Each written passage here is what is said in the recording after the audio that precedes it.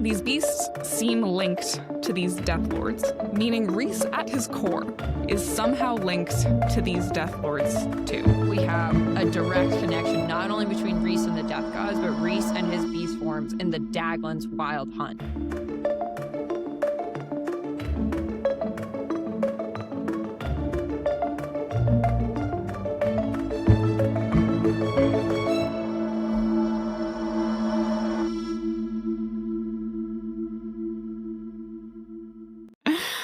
I'm tired. I know. Me too. I can't really like lean. Oh, I can lean back. Okay, great. Okay. I can lean against the wall. I'm in a new spot today. I don't know if you see this sometimes. This is totally off topic. Not what I was planning to talk about with banter. But like, do you ever see those podcast clips of people podcasting from like their couches? And I'm like, how the fuck do I get a couch set up?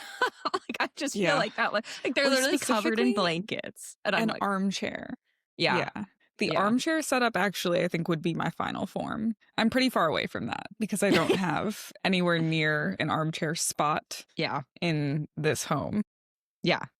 We're in the same boat. I mean, apartment living, it's kind of tough. But yeah, I mean, I have an armchair, but there's no, like, it wouldn't work. It wouldn't work. There's like no light over there. I think the issue, honestly, I don't think this is unattainable.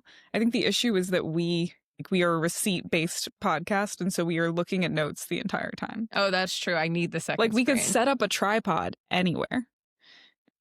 But I need the outline, I need the notes, I need the books, I need everything here. Yeah. So it makes it challenging. Right. You might be right. We're not just chatting, unfortunately, which is also part of the issue we've run into when we've tried to do like an in-person podcast. It's like, I don't even know how it would work at this point. Like, even if we were in the same place, it would be tough. But I know. And I got a notification that our podcasting software now supports like in-person separate microphones. And I'm like, I don't know how this would work. We'd both be sitting here in front of our laptops. Could you imagine? But Amy Poehler kind of does that, but I don't know. It'd be very weird. Maybe one day we'll figure it out. Sitting like two news anchors, like at a desk with like maybe a poster behind us. Yeah. Maybe one day we'll do that. Maybe a dragon scale vest. Maybe some magnifying glasses. I don't know. Could be fun. Oh my god, one day that would be fun. I saw Frankenstein last night in theaters. You did? I did. Was it good? I did. Okay, so I have to tell you, I think you know this about me. Up until at this point, my entire exposure to Jacob Elordi has been, I shit you not, only the trailer for Wuthering Heights.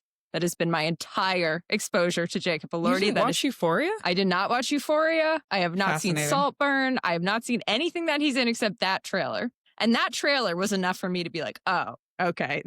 I'm into this one. It's like, good stay. He was so good. He was so fucking good. And like... Yeah, I believe it. He's good. Oh my God. He's famous for a reason. He's fantastic. He's our hot Timothée Chalamet, okay? I'm just putting it out there. I think Timothée Chalamet's cute. Yeah, Timothée Chalamet is cute, but like he's not like 6'7", you know? He was amazing. He was so good. The rest of the movie was pretty good. The sets were amazing. Obviously, the costumes were amazing, like kind of classic what you get with Guillermo del Toro. But oh my God, Jacob Elordi was just like out of this world good, like fucking magnificent. It was so good. Mm-hmm. It was great. And did he play Dr. Frankenstein? I haven't seen anything. Jacob Elordi plays the monster, the creature. He plays the creature. Okay. Yeah. And Oscar Isaac plays Victor Frankenstein. Okay. So good. So good. You should watch it. I mean, and it's on Netflix. You don't have to go to theaters. Like, I just wanted to go to the theater. The theater, because I like it. I could watch it in my own home. You could watch it in the comfort of your own home. Yeah. I would watch it tonight, but I'm actually going to see, you're going to laugh at this, but maybe you're not going to be surprised. I'm going to see Oedipus on Broadway. Oh, I don't even know what that is. I don't think many people know what it is. It is it's called Oedipus on Broadway. I'm not just seeing a presentation of Oedipus. That would be kind of crazy. Oedipus on Broadway is like a limited run, I'm assuming, presentation of Oedipus in some format. I assume it's related to I know very little about it. My friend had tickets. She was like, do you want to go? I was like, sure, great. That sounds fun. So we're Is seeing anyone Oedipus. big in it? Wait, is it a musical? It's a great question. These are all great questions. Give me 1 second. Love for them to turn the story of Oedipus into a musical somehow. Mark Strong. Are you familiar with this person? Oh, yeah. I know who Mark Strong is. Yeah. Leslie Manville. Are you familiar with this person? Yes, I know who Leslie Manville is. Okay. It's created by Robert Ick after Sophocles. Sophocles has obviously created the original Oedipus play. It's about election night. I really have no idea what I'm in for. As it turns out, I'm learning it all live. Which election night? Like a specific one or just the like headline the is general? election night. The polls predict a landslide victory. Everything is about to change. Apparently it won an award. I don't think it's a musical. I would say not, probably. Yeah, I'm going to have to send this portion of the pod to Maud because I clearly had no idea. As we try to piece together what the hell this musical is about. Yeah. Anyways, I'm seeing that tonight. Well, that sounds so fun. I can't watch Frankenstein That's on a shame. TV. Right. Hi, I'm Abby. I'm Ronnie. And this is Dragons in the Details, where we pick apart your favorite fantasy series over the course of an undetermined number of episodes. I realized the other day that we have already done almost as many episodes for ACOTAR that we did for our first season. And I feel like we just still have so much more to talk about. Like we're just not even anywhere near done. Yeah. So truly an undetermined number of episodes. This is our second season. We are covering A Court of Thorns and Roses, also known as ACOTAR, which you guys probably know by now, by Sarah J. Maas. Disclaimer, these episodes will contain spoilers for the entire ACOTAR series. That is all 5 books. We cover all the books. We don't focus on a specific section. So if you have not read all 5 books, go back, go home, come back later when you've read them all. We will announce any other Maasverse spoilers ahead of time, and we keep them to the end of our episode. So we break down our episode. We have an ACOTAR section. We have a Maasverse section. We haven't done this in a long time. I'm going to plug the Maasverse once again, because I don't think we've plugged it in a while. Guys, you should read the Maasverse. If you enjoy our podcast, if you enjoy deep dive spirals, if you enjoy theories, which is kind of what our podcast is about, your experience will only be enhanced by reading the Maasverse. But if you haven't yet, Sure. That's okay. You know, you can ask your friends who have read the Maasverse. If you have friends who listen to this podcast and listen to the Maasverse section, the ACOTAR theories, we love them. We're great. We love when we can really dive into ACOTAR, but the Maasverse section is where like the true spiraling, murder board, etc. happens. So that's our Maasverse plug. We'll keep it brief this week. Disclaimer, this podcast is rated R.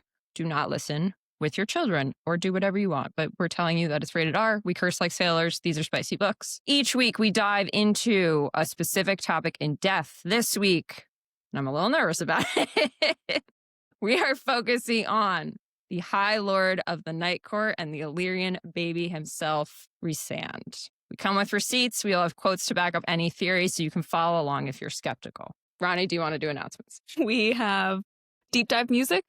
As always, brought to you by Schwoodley, SCHWOODLEY. That is a real artist on Spotify. Check him out if you like our deep dive music. And this is a 2-part podcast. Oh, yeah. So we are doing part 1 right now. We're doing Rhys part 1. We will also be releasing a Rhys part 2. So if we didn't get to what you thought we were going to get about in this part, we might not get to it. But also we might in next week's episode. So fear not. Yes. There's a lot to cover about Rhys. There's a lot to cover about Rhys. I'm going to refer to my previous Maasverse plug. There's way more to talk about with Rhys if you've read the Maasverse, but if you haven't, we still have interesting things to talk about. We kind of loosely structured this. We kind of loosely divided these episodes into like Rhys's powers and then like kind of Rhys's motivations. And so that's kind of the loose structure, but I don't know that we're totally sticking to that. And we can cut this part if it turns out that doesn't happen at all. The only other thing, like, comment, subscribe, tell your friends about us if you like us. It really helps out our podcast. Freaking Spotify. I don't like this. Spotify literally pushed like a pop up to me when I logged into our account, and it was like, remind people to like, comment, and subscribe on Spotify. And I'm like, Spotify, I feel like this probably benefits you more than it benefits me, but okay, sure. So everyone, Spotify is asking you to play their game and comment, subscribe on Spotify. Like, comment, and subscribe. If that's what you want to do. It helps us, but I'm sure it helps them more. Yeah. But that's okay. You could also comment, and subscribe other places, to be clear. Apple, YouTube, we're on all of it. Amazon, we're even on Amazon.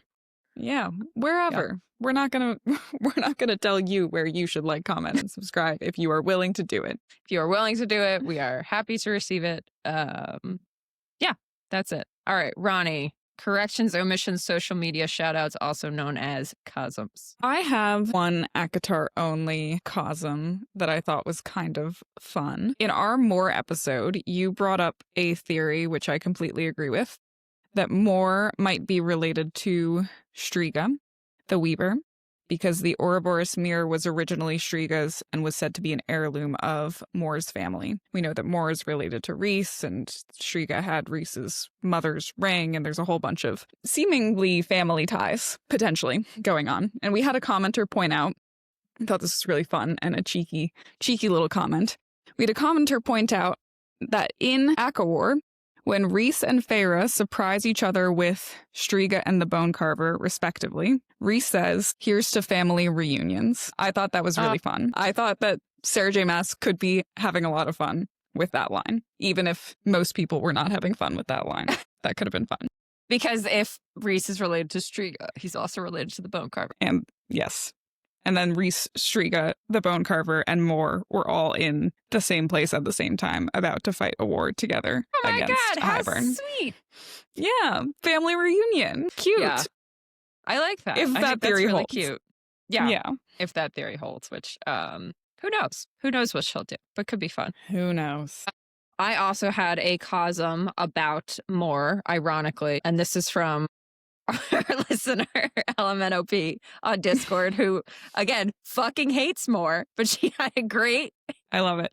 a great omission. So her comment was, after Feyre kills the wolf, hold on, I'm going to rephrase. Her comment was basically, in the first war, Feyre says that someone betrayed the Fae in the war that when the Fae and the humans were fighting. Someone betrayed the Fae and told the humans that they were susceptible, that the Fae were susceptible to ash arrows. And Feyre tells us this basically in chapter 1. After she kills the wolf in the wood, she says, knowledge of that weakness of their susceptibility to ash was the only reason we'd ever survived against the High Fae during their ancient uprising, a secret betrayed by one of their own. LMNOP pointed out that More had an affair with the human queen during that war. Was More the one who betrayed the Fae? I don't know if you really call it a betrayal of the Fae, but was More the one who helped out the human queens and said, hey, by the way, this will kill us. It would I like that make idea. sense. I like that idea a lot. I like that it comes from LMNOP, who hates More. And this is like kind of a pro-More stance. I love it. I think it's great. Yeah, I think it would be a really great connection if she decides to make it. that would be fun. That would be fun. All right. Cool. Next section. I forgot about this question. All right. I was trying to Ronnie. make it fun. I came up with the wildest answer. I don't even know if it exists. If Rhys lived in our world, what kind of music do you think he'd listen to? I think he would listen to like old style rock. Like I'm thinking like Axl Rose, like Guns N' Dad Roses. Like Guns N' Roses. And like if you had to pick an artist today, maybe like Greta Van Fleet style. Like I feel like he pictures himself fighting to like hard rock, not like the deep thrum bass that everybody pictures him fighting to. That's what I picture in my head. It's so funny that you said Greta Van Fleet, because literally one of like the first times Derek and I ever hung out, we were like listening to music, and he literally is basically like, just so you know, I fucking hate Greta Van Fleet. And I was like, Oh no. okay. That's okay. That's fine. That's fine. I don't really listen to them. Okay, so Rhys listens to dad rock because he is 500 years old. He's 500 years old. 500 years old. And I feel like he maybe thinks he's classic. Maybe is classic. I don't know. Is it dad rock? I don't know. I like that. All right, whatever. Maybe I'm questioning my own taste in music. Okay, what do you think if Rhys lived in our world? What kind of music would he listen to? All right, and again, I don't know if this exists. I said I feel like he would listen to like chamber ensemble versions of like hard rap. Like, interesting. Again, I like don't know if that Bridgerton exists. of hard lap. Oh, yeah. Like Bridgerton Jay-Z version. Like stuff like that. Yeah, exactly. Kind of for the same reason that you picked, because he's like kind of old school, but like he still needs like pump up music, you know? Yeah. I feel like that would be more like electric strings sort of vibe. I could see it. Yeah. Like, I could see it. Like traditional instruments used in a non-traditional way. I don't know. Yeah. This is going to age me, but do you remember Raise Your Voice, the movie? No. That's upsetting. It's possible that it just wasn't on my radar. If you remember Raise Your Voice, drop a comment. What so is that I it? feel less alone. It's a movie about people at a music school, and there's an electric violinist. Hilary Duff's in it. It's a whole thing. Yeah. Wait, was it a Disney Channel movie? I don't think it was a Disney Channel movie, but it had that vibe. It had that vibe. It did have that vibe. Like if you were in a Disney Channel movie era, or maybe just coming out of it, because I think it was like a little bit older style. Like you were maybe a little bit aged out of Disney Channel movies, and you were watching Raise Your Voice. Maybe I do remember this movie. It was with John Corbett, the actor John Corbett. To be clear, we know a John Corbett in real life, which is confusing sometimes. No, but the actor John Corbett from Sex and the City. Aiden from Sex and the City. Yes, Aiden from Sex and the City. Okay, yeah. cool. He was a music teacher in it. Maybe I remember this. I don't know. Maybe I'm thinking of The First Step Up. I don't know. It's definitely not that. Because in The First Step Up, the girl's at a performing arts school, right? I think she's at like LaGuardia equivalent. Yeah. Anyway, that was a peak time for performing arts high schools in movies, the early 2000s. Moving on. Give me a movie about a performing arts school. I'm there. I'm there. Anyways, we don't know what kind of music Rhys listens to, but it's probably classic with an edge. Or he just listens to Cynthia Erivo singing Defying Gravity on repeat. That's my answer. That's what I'm going with. I wouldn't blame him. I wouldn't blame him either. No notes. I just got so excited for Wicked. All right. Shall we deep dive? That'd be good. Okay. All right. Yes.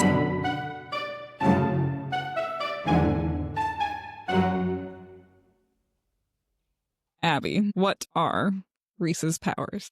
All right. Again, obviously strap in. This is going to be like a fucking long answer. It's a long list. I am still scrolling down my notes, just so you know. All right. So first of all, kind of most obvious, he's a Daemati. A lot of our explanations for what a Daemati is, we get through Feyre because we're in her POV and she also has this power too. But basically what we can tell that a Daemati is he reads thoughts. So she does this to Feyre in Tamlin's Manor, right? He goes into her mind and he reads her thoughts. He says, she has the most delicious thoughts about you, Tamlin, he said. She's wondered about the feeling of your fingers on her thighs between them two. He chuckled. Even as he said my most private thoughts, even as I burned with outrage and shame, I trembled at the grip still on my mind. Rhysand turned to the High Lord. I'm curious, why did she wonder if it would feel good to have you bite her breast the way you bite her neck? I guess we're starting with a spicy quote today. Mm-hmm.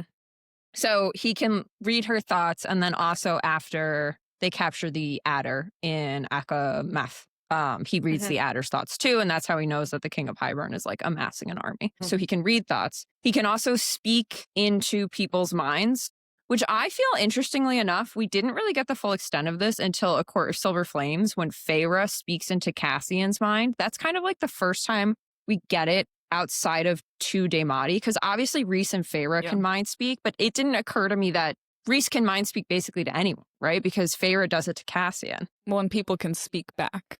And people can speak back. Which is exactly. Interesting. Like non-Daemati can speak back to Daemati. Yeah. Which I think is really interesting. So the quotes for that is Cassian. This is Feyre talking to Cassian. This is in Silver Flames. Cassian, I forgot you can mind speak. Her last sounded. I can't decide whether I should be insulted or not. Perhaps I should be using the Daemati gifts more often. She paused before saying, are you all right? So that's kind of when Feyre goes into Cassian's mind to speak to him. And then we have another example with Nesta, but we don't have to. Basically, she does the same thing to Nesta. She goes into Nesta's mind and says, like, I forgive you, after Nesta told her she was going to die, as sisters do. So yeah, so basically, moral of that story, only one person has to be a Daemati for you to have a mind conversation with them, which I think is really interesting. He can also presumably go into people's minds. We have various examples of this. Obviously, we see Feyre do it with both Lucien and Tarkin. But when we see Rhys do it, he goes into Cassian's mind to see what happened on the ice. And we get a quote about that. So he reached for my arm, gently examining the angry welt where my skin had been torn by an arrow. Darkness rumbled in the corner of the room. Cassian let me into his mind just now to show me what had happened on the ice. So he can literally see people's memories. So we have reading thoughts, we have speaking into minds, and we have reading people's memories. Then we have things that I'm not sure if this is Daemati or if this is the bond between Feyre and Rhys, but he walks into Feyre's dreams. Basically, he sees Feyre's dreams before they're mated, right? So when she's human, he sees her life through his dreams. I don't know, like he sees her hands painting.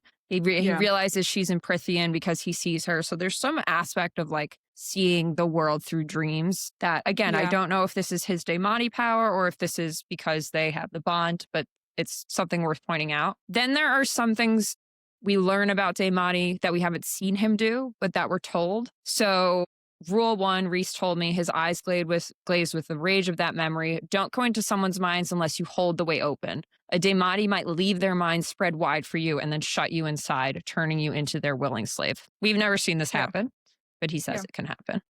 Yeah. He can control people's emotions and pain. So he takes Claire's pain away when she's being tortured. And the quote for that is, I broke into Claire's head when they brought her under the mountain. I took away her pain and told her to scream when expected to. And he takes Feyre's pain away when she's giving birth to Nyx, right? And he's even like mad at himself that he didn't think of it sooner. Like that Maja had to be like, why aren't you taking her pain away, Rhys? He's like, oh yeah. And then he can straight up just kill people in their minds. So we see him do this twice under the mountain. So he kills Claire. The quote for that is, after a week, I couldn't let them hurt her like that anymore. So while they tortured her, I slipped into her mind and ended it. She didn't feel any pain. She felt none of what they did to her, even at the end. And then he killed the rebels from the Summer Court under the mountain too. So when Amarantha brings the rebels from the Summer Court, instead of letting them survive and be tortured, he kills them as like a mercy. Yep. I'm debating if I want to talk more about Daemati or if we want to move on to other powers, because I have all this stuff about the talon-tipped hand. Let's just put it this way, and I'll keep it brief. We know that Feyre feels a talon-tipped hand kind of in her mind when Rhys goes into her mind in ACOTAR, right? But we never see anyone react to Feyre when Feyre is going into their minds or when Rhys goes into anyone else's minds again. So it's not really clear if that talon-tipped hand was part of his power or if that was something. I mean, it's obviously part of his power, but it's not really clear if that's like needed or if he can just slip into people's minds kind of unnoticed. And he was just doing the talon to kind of scare Feyre and to get her to go back to the human lands. Because that was really what he wanted at that point, right? He wanted her far from Amarantha's clutches and he wanted her to be safe. Yeah. It seems like it's a technique of his, to your point, whether it feels Daemati, but we can talk about it later. He holds Lucian's mind.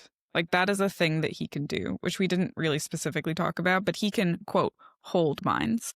And I think we feel him do some of that in the Spring Court manner to Feyre.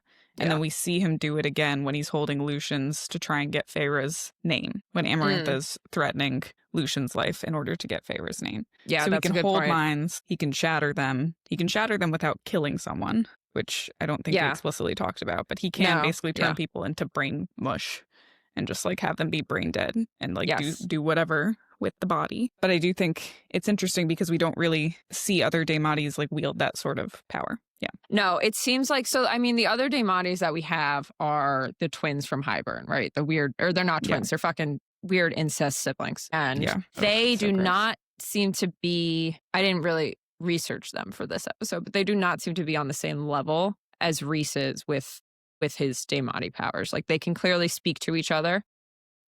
But it doesn't seem like they can just like shatter people's minds. But I don't know. So super powerful Daemati. Okay. Do we want to talk any more about the Daemati or do we want to move on to like other pieces of it? I don't know whether you consider this Daemati because I know it's a little bit of a gray area, but he was able to make everybody forget Valaris.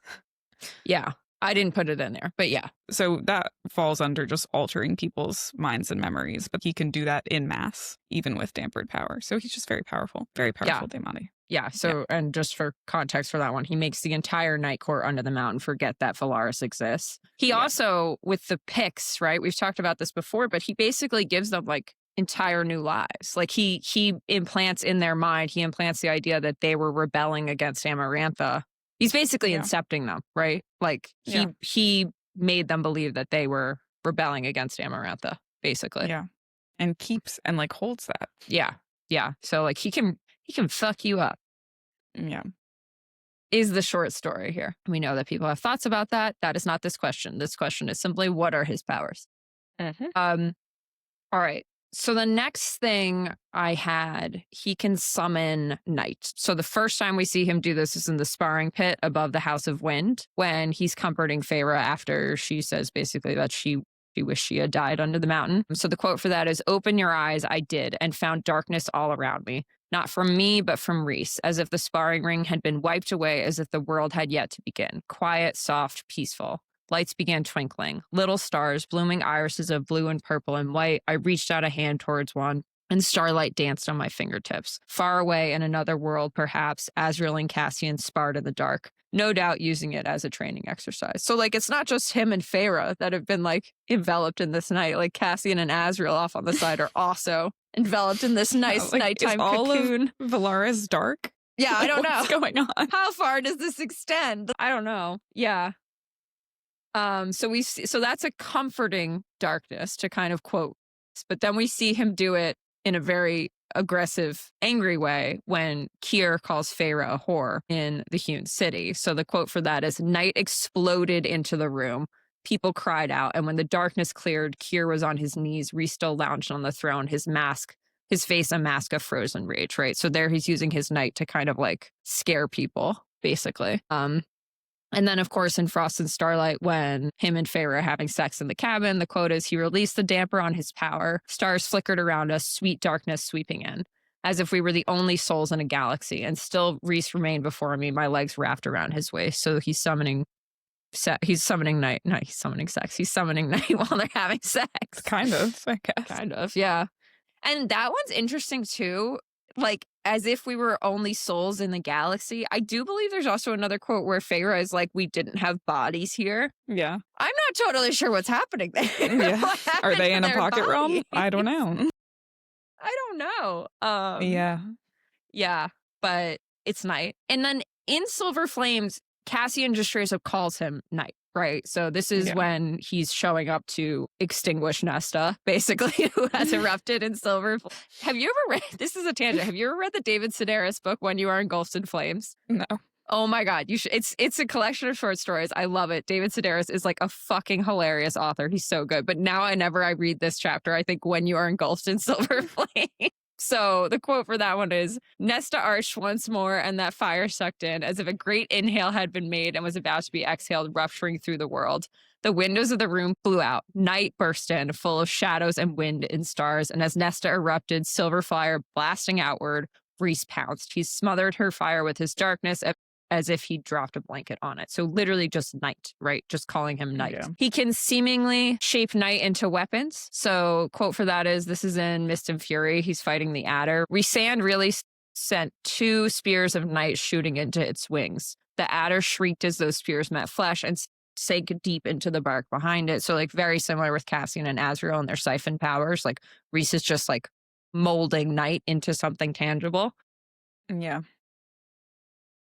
And then I just thought this was an interesting quote. When he's having the nightmares in the townhouse in Valaris, night is and darkness is literally like emanating from the room. So the quote for that is, "In his stare, I could have sworn galaxies swirled. In the shadows between his wings, the glorious depths of night dwelled. I vaulted from bed, yanked the door open, and darkness swept past me on a phantom wind, full of stars and flapping wings and pain. Around and around the darkness swirled, the beginning and the end of the world." Like Feyre is calling Rhys's night the beginning and the end of the world, which is, they are a song that has no beginning and no end, right? So like, what is the connection here to all of this? Yeah. And then I just wrote this because this seems very relevant. We have our famous quote, "There are different kinds of darkness," Rhys said. "I kept my eyes shut. There is the darkness that frightens, the darkness that soothes, and the darkness that is restful. I pictured each. Then there is the darkness of lovers and the darkness of assassins. It becomes what the bearer wishes it to be, needs it to be. It is not wholly bad or good," which is very much a reflection of kind of his character too, right? Like he has all these different types of night. He uses them differently. He is not wholly bad or good. Did you have anything else for the night part of it? No, I assume you're separating night and shadows. And shadows. Yeah, which I find very fucking confusing. Yes. All right, before we get there, he can control people's bodies. We haven't seen him do this since ACOTAR, but he can control people's bodies. Yes. So he does this to Feyre kind of twice. Telekinesis in general. Yeah, kind of that like applies to everything, including like your blood. Yeah, yeah. So the two instances we have of that, again, both in ACOTAR, against my volition, my body straightened, every muscle going taut, my bones straining, magic but deeper than that, power that seized everything inside me and took control. Even my blood flowed where he willed it, which is what you just referenced. And then after her second trial, basically lifts Feyre up to like face Amarantha, right? So my knee and spine, my knees and spine, not entirely of my own will, forced me upright. And when the ground at last stopped moving, I looked at Amarantha with tearless eyes. So again, we're getting one time where Rhys is using this power, like maybe not so greatly, and then one time where he's doing it in like defiance, basically, right? And to help Feyre out. Yeah. Winnowing. Rhys's winnowing is described as a dark wind. That's all I have. It's constantly described as a dark wind. Mor's winnowing is not described as a dark wind. Asriel's winnowing, as we talked, is described as a blade cutting through the world, right? I don't know, but dark wind this, dark wind that, dark wind everywhere. All right. Shadows. I'm perplexed by these shadows. I mean, I have detected a pattern, but I am also perplexed. Okay. Do you want to go first then? I mean, if you haven't, sure. I can share some thoughts. But I was going to talk about it in like our next episode, but let's talk about it now. Well, I think the shadows seem linked to his more animalistic features. I would agree. So the shadows, the quotes that I highlighted for that were, across the pillars towering behind him, I could have sworn the shadow of great wings spread. That's Feyre on Rhys in Akamath. First, the shadows started, plumes of them from his back, and then, as if rage had loosened his grip on that beast he'd once told me he hated to yield to, those wings became flesh. So a lot of these shadows are described as his wings, like his wings taking form. Yeah. Sometimes they just exist, though. Like shadows swirled around him again as I dug into my food. Shadows gathered around him as he loosened his grip on power. So it seems like these shadows can exist when they're around, but there are shadows of talons, shadows of wings. Like, are these shadows linked to his night power, or are they linked to his Illyrian side, his beast form side? It feels more like that, but I don't know. I agree. And I think we get some very confusing pieces here because we were told his shadows are not like Asriel's, right? Explicitly. We've talked about that a lot on this podcast, that his shadows are not like Asriel's. However, there are two instances where it seems like he can completely cloak himself the way that Asriel can in shadows. So the first we actually get from Feyre, and this is again in the scene where Rhys is having the nightmare in the townhouse and she goes to comfort him. She makes her own hand vanish into shadows. So the quote for that is like, some dam had been cracked open inside me. I glanced at my hand and willed it to vanish into shadow. It did. Half a thought scattered that darkness again. In the same way that Asriel can disappear into shadow, Feyre can like hide her hand in shadow, which makes me wonder why Asriel had to cloak her when they go into Hybern's war camp, but that's neither here nor there. And then Rhys in ACOWAR says that he can stay hidden too. So the quote for that is, Rhys said to me, the information you got from Daglan and Brannog, who are the incest siblings, confirms what we've been gathering ourselves. I know it's not confirmed, but like they're definitely fucking guys, okay? The information you got from Daglan and Brannog confirms what we've been gathering ourselves while you were gone, especially Hybern's and potential allies in other territories on the continent. Vultures more muttered, and Cassian looked inclined to agree. But Rhys had indeed been spying while Asriel had been. Rhys snorted. I can stay hidden, mate. And that's in ACOTAR chapter 16. But he says, I can stay hidden. Like, does he mean literally the way that Asriel can stay hidden in the shadows? I would think yes. I would think yes, because Feyre can do it, right? So, but then we're told his shadows are different than Asriel. So like, I don't really fucking know. Well, I think also, to be fair to the shadow question, I don't know that the shadows need to be his manner of hiding. He can summon complete darkness. Can he control that darkness? I would assume so, hope so. He's also a Daemati. Like, can he just can also glamour? People can't see them. He can glamour. We haven't gotten to that yet, but like, no, that's on here. Like he's powerful enough that he can figure out a way to stay hidden. But yes, like if Feyre can make her hand disappear into shadows, where else is she getting that power from? Right. Presumably from Rhys, but we don't know that. All right. So yes, following that line of thought, he can. I wrote this as cloak/glamour because we kind of get two instances of it. Yeah. So obviously the big one is he glamours the Fae army to fool Hybern. So him, Feyre, and Cressida do this. So the quote for that is, Varian jabbed a finger on the map spread on the table we'd gathered around. Spin a glamour or good one so that if anyone walks by here, they see and hear and smell an army. Put whatever spells in place to repel them from actually coming up to it, but let Hybern's eyes report that we are still here, that we chose to stay here.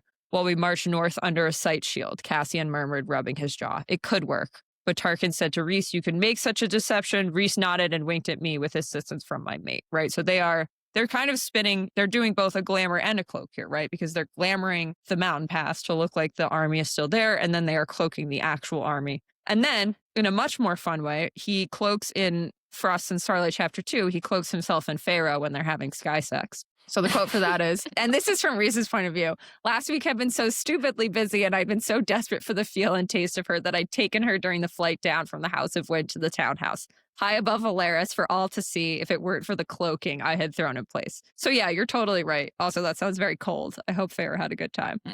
But you're totally right that he can cloak, so maybe it's not the shadows She's got fire. at all. It's fine. Oh yeah, she's got fire. Speaking of fire, well, first, he can mist people. All right. Miss people. He can miss people. We don't need to get into that one too much. He lights a fire in Frost and Starlight just to burn off his power. He just fucking lights a fire. We've never seen that power from him before. The quote for that is, a flicker of my power had a fire roaring in the hearth, the small downstairs warming swiftly. It was barely a whisper of magic, yet its release eased that near constant strain of keeping all that I was, all that dark power in check. What do you mean? What do you mean you just lit a fire? Like, that's Lucian's power. Yeah. He seems to just have... There's another point that just doesn't make sense. And admittedly, it's not confirmed that it's Rhys that does this. But when Feyre's hand burns in her trial, it's like implied that it's Rhys. It could be mind work, I suppose. But like, that's not really in your arsenal. In your wheelhouse. Sir. Like... Between that and the fire, there's a couple other things I think that we'll get to, but like, where is that from? I mean, the fire is much more overt. The fire is crazy. Like, we know Tamlin has the secret wind power. Like, I'm not sure if this is the same thing or if Sarah J. Maas was just like, oh yeah, like he can light a fire, you know, like, or if this is some kind of like. Well, and Rhys has wind too. Yeah, the dark wind. Dark wind, but wind nonetheless. Yeah, wind nonetheless. My last point on his power, and then I think you probably have more, is just generally moving shit is what I called it. So when he goes to Tamlin's manor in Frost and Starlight, Tamlin has an elk in the basement that he's like trying to dress and make for dinner. And he just slices up the elk in Tamlin's manor, puts it on the stove and lights a fire once again. So he's literally just with his mind dressing this elk, slicing it up, putting it on the fire, cooking it. Like none of none of this shit is shit we have seen him do before. Nor do we see him do it again. Yeah. I don't know. That's all I had. That 20-minute answer for what are Rhys's powers. Yeah. I don't have too much more than that. There's just a couple things that it's like, what's happening here? One, he can heal. Admittedly, a lot of people in this series can heal. But he heals Feyre's arm under the mountain. And then he doesn't really help heal anytime after that. Like when they come back from Hybern and everyone's all torn up, like Amren is healing Cassian, and Moore is healing Azriel, and Rhys is just in shambles. Fairly. He's had a tough day, but he can heal. So that is in his arsenal. He can also, you said just moving shit. I said he can just store stuff in nothingness. Yeah. He can just make things appear and disappear as he pleases. And I'm actually more focused on the disappearing. The appearing makes a little bit more sense because it's more intentional that things have gone away and come back. Like they go to and from a place. Like when he and Feyre are traveling, he's got like a little, in my mind, he's packed a little sack and just put it in a pocket realm and is pulling like a from Hermione bag. Yes, exactly like the Hermione bag with the spell where she can go like super deep and has an entire library at the bottom. Like that's what I picture Rhys using as the pocket realms, but he also just makes things disappear. Dirt, mess, clean stuff all the time. Where does it all go? Where is he sending all of it? Yeah. I assume it's related to his winnowing power and this concept of pockets between realms that he's messing with. But can I tell you something that bothers me so much that I think a lot about, and I am sure no one else has thought about this? Sure. When Rhys and Feyre go to the human realms, and Rhys and Feyre are like sharing a room, but they're not together yet, he conjures a bed. from a pocket realm, right? So that they don't have to sleep in the same bed. And he warms the bed up for her, right? He conjures a bed for her. In Frost and Starlight, when Cassian and Azriel are staying in the townhouse in Valeris the night before solstice, Cassian is like, why are there no beds in this house? And why is this bed so freaking small? And I'm like, Rhys, can you not conjure a bed? You did it before. Like, why are we not conjuring a bed right? Yeah, it's fair. And also, where did the bed come from? Where did the bed come from? Is he just creating things? I don't know. How is he warming them? What does his pocket realm look like? Is it a mess? Is it a disaster in there? Is it a room of requirement? Is it a room of requirement? And I was about to say that. But I was like, we can't have 2 Harry Potter references in 2 minutes. But yeah. I just need to know. These are the questions I have. So, yeah.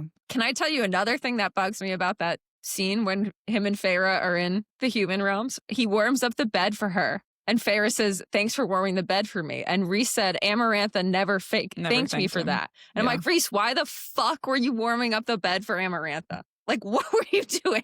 I assume she made him. No? Sure. Let's go with that. I like that. That line made me sad. Ugh, it was devastating. It was devastating. Yeah, my last one was just like general elemental power. Like, how are you? Like, it doesn't seem like he is isolated to night at all. Yeah. I mean, he can't summon daylight or anything like that. He doesn't have light. Yeah, he doesn't have light. That's true. We didn't really talk about the whole starry situation. And there's not really any power associated with that. But it's magic-y.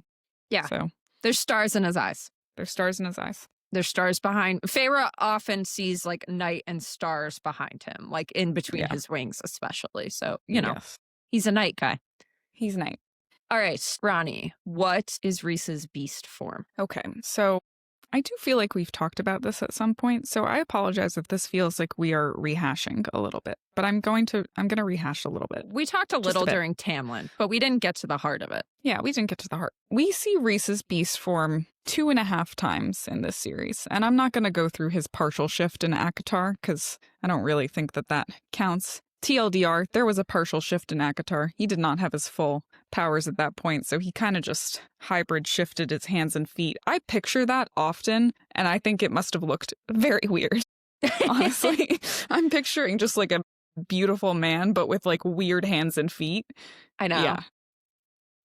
Same thing whenever Tamlin's claws come out, because she describes them as coming out from here. Yeah. And I'm like, is this a Wolverine? Yeah. What's happening? And also, like, that's like probably one of the main times where I picture the men in this series to be very unattractive is when suddenly, like, a talon or a claw just, like, rips out of their hand. I'm like, no, I don't want any of that from either of them. Any of them, actually.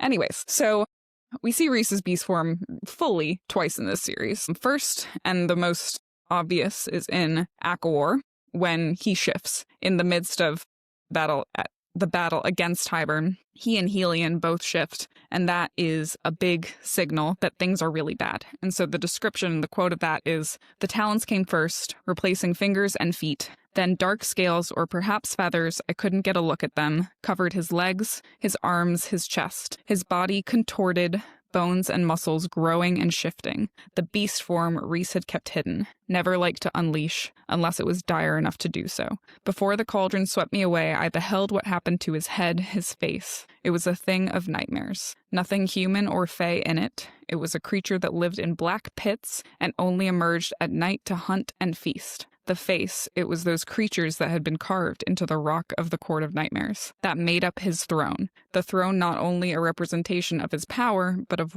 what lurked within. And the wings, Hybern soldiers began fleeing, and then Helion beheld what happened, and he shifted. So that's the first time.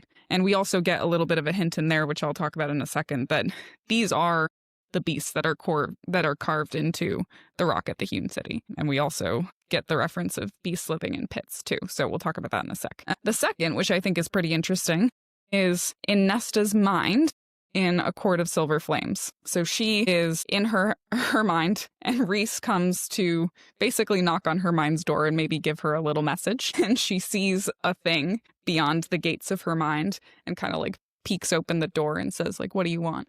And that thing beyond her mind is, we understand to be Rhys. And she describes it as the thing that stood beyond the fortress of her mind was a creature of claws, scales and teeth. So we get the confirmation that it's scales, not feathers, because that was a little bit uncertain in the first quote. It was veiled from sight beneath writhing shadows and the occasional passing star glinting in the darkness, but every now and then a glimpse of a wing or a talon shone. So Rhys's beast form is a scaled, reptilian, clawed, teethed, taloned being. It's made pretty clear that it is the creatures carved into the hewn city pillars that we see earlier in the series, but the question is, what are those? We encounter them a couple other times in this series. There are living beasts in a pit in the Court of Nightmares that are described exactly like these beasts. So this is in A Court of Silver Flames, chapter 37, when they're interrogating two males from the Autumn Court.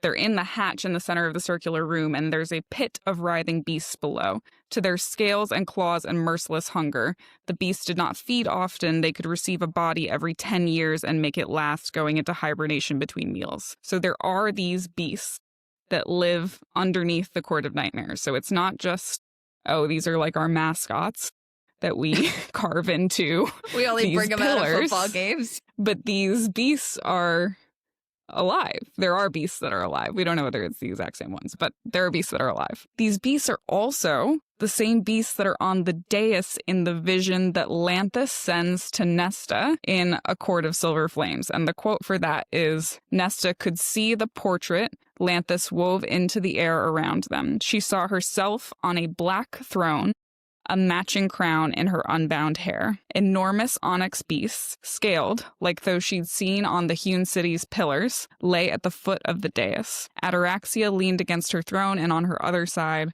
Lanthus sat there, his hand laced through hers. So these beasts seem linked to these Death Lords and Lanthus in some way, meaning Rhys at his core, like who he is at the deepest level, is somehow linked to these Death Lords too.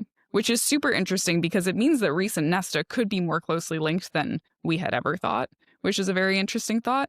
It also means that Lanthus, who is a prisoner in the prison, could be tied to or somehow knows a lot about the Court of Nightmares. Like, and why is that what Rhys's beast form is? I mean, that is what Rhys's beast form is. I think that answers the question. But like, why is he at his core the playthings, the pets of these Death Lords? Yeah. Yes, I agree with everything you've just said. We have another quote that's an explanation for what these beasts are. And it ties into the Daglan and the Wild Hunt as well. So the quote for that is, and this is Rhys talking to Nesta, this is in Silver Flames, the Daglan delighted in terrorizing the Fae and humans under their control. The Wild Hunt was a way to keep all of us in line. They'd gather a host of their fiercest, most merciless warriors and grant them free rein to kill as they pleased. The Daglan possessed mighty, monstrous beasts, hounds they called them, though they didn't look like hounds we know, that they used to run prey to ground before they tortured and killed them.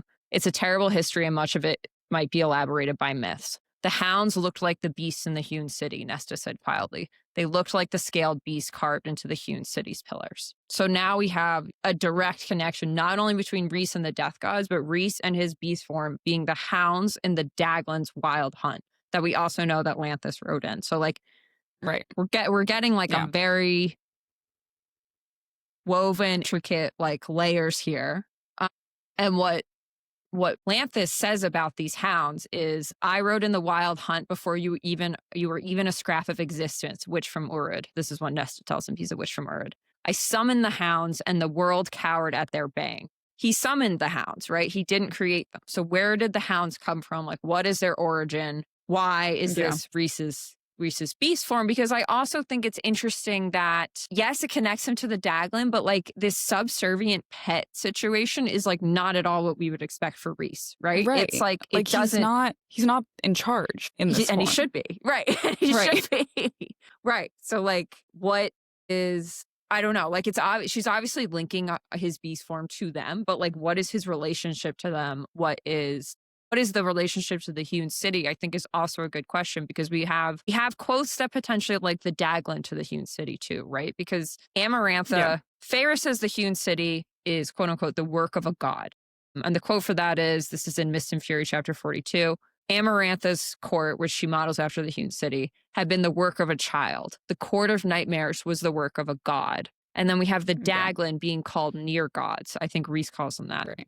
Yeah. So that quote is, and this is Silver Flames again, the Fae were not the first masters of this world. According to our oldest legends, most now forgotten, we were created by beings who were near gods and monsters, the Daglan. They ruled for millennia and enslaved us and the humans. They were petty and cruel and drank the magic of the land like wine. So we have the hounds of the Daglan being carved all over the hewn city, and Feyre calls them, and Feyre says the hewn city was made by gods, and the Daglan are described as near gods. So, like, yeah, I think your question about what is the Daglan's link to Rhys and to the hewn city is, like, spot on. That is the question. I don't know if we have a great answer right now, but yeah. There is one. There is one. It's literally what he is on the inside.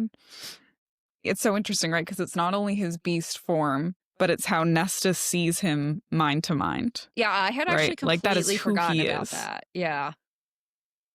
Yeah, it's pretty wild. Pretty wild. And again, that scene in Frost and Starlight, when Feyre was like, we didn't have bodies here, she describes what Rhys is doing to her with like talons and like claws, and like it's loving and it's gentle, but she's like, I don't remember the words, but basically Rhys is in kind of his beast form there. She's probably in hers too, but like, yeah, like why is his mental form this pet of the Daglan? Yeah. Why? Don't know. Certainly All interesting right. to ponder. That is the conclusion of our ACOTAR only section. Sorry, it's only 2 questions this week, guys. Rhys is hard to talk about with only ACOTAR. So once again, we're going to plug this for the Maasverse. If you have not read all of Crescent City or all of Throne of Glass, this is your spoiler warning, because we will start talking about them right now. Love you, bye. Love you, bye. All right. Welcome to Maasverse. If you're Welcome. here, we usually start with corrections and omissions in social media, but that last question that we asked, it was so, there's Maasverse, there's a part 1 and part 2, basically, right? We are now in full spoiler territory for all of Crescent City, all of Throne of Glass, which you guys know because you're here. Okay, the way I almost said a starry, like so close to saying a starry. Yeah. I don't know that we needed to use the word pet, but we did. So it's done now. Oh, yeah, we did. Oh, man, I didn't even think about that. I think I think I said plaything or pet. Because, like, in Lanthus's vision, it was at the foot of the dais. It's at the foot of the dais. Yeah, it's acting so like it's a dog. Pet. It's acting like, at the very least, a guard dog. Yeah, and I mean, we can just continue talking about this question as far as I'm concerned, right? Because Bryce comes face to face with these hounds under the hewn city. And they basically, like, her star starts shining and they don't touch her, right? So they are like very much controlled by the Asteri. They defer to the Asteri. Yeah, like it is a pet situation basically. So like it's very cute, actually. It's cute. They lay down and I was like, "Aw, what is Rhys? What is this beast form? Like, what is this?"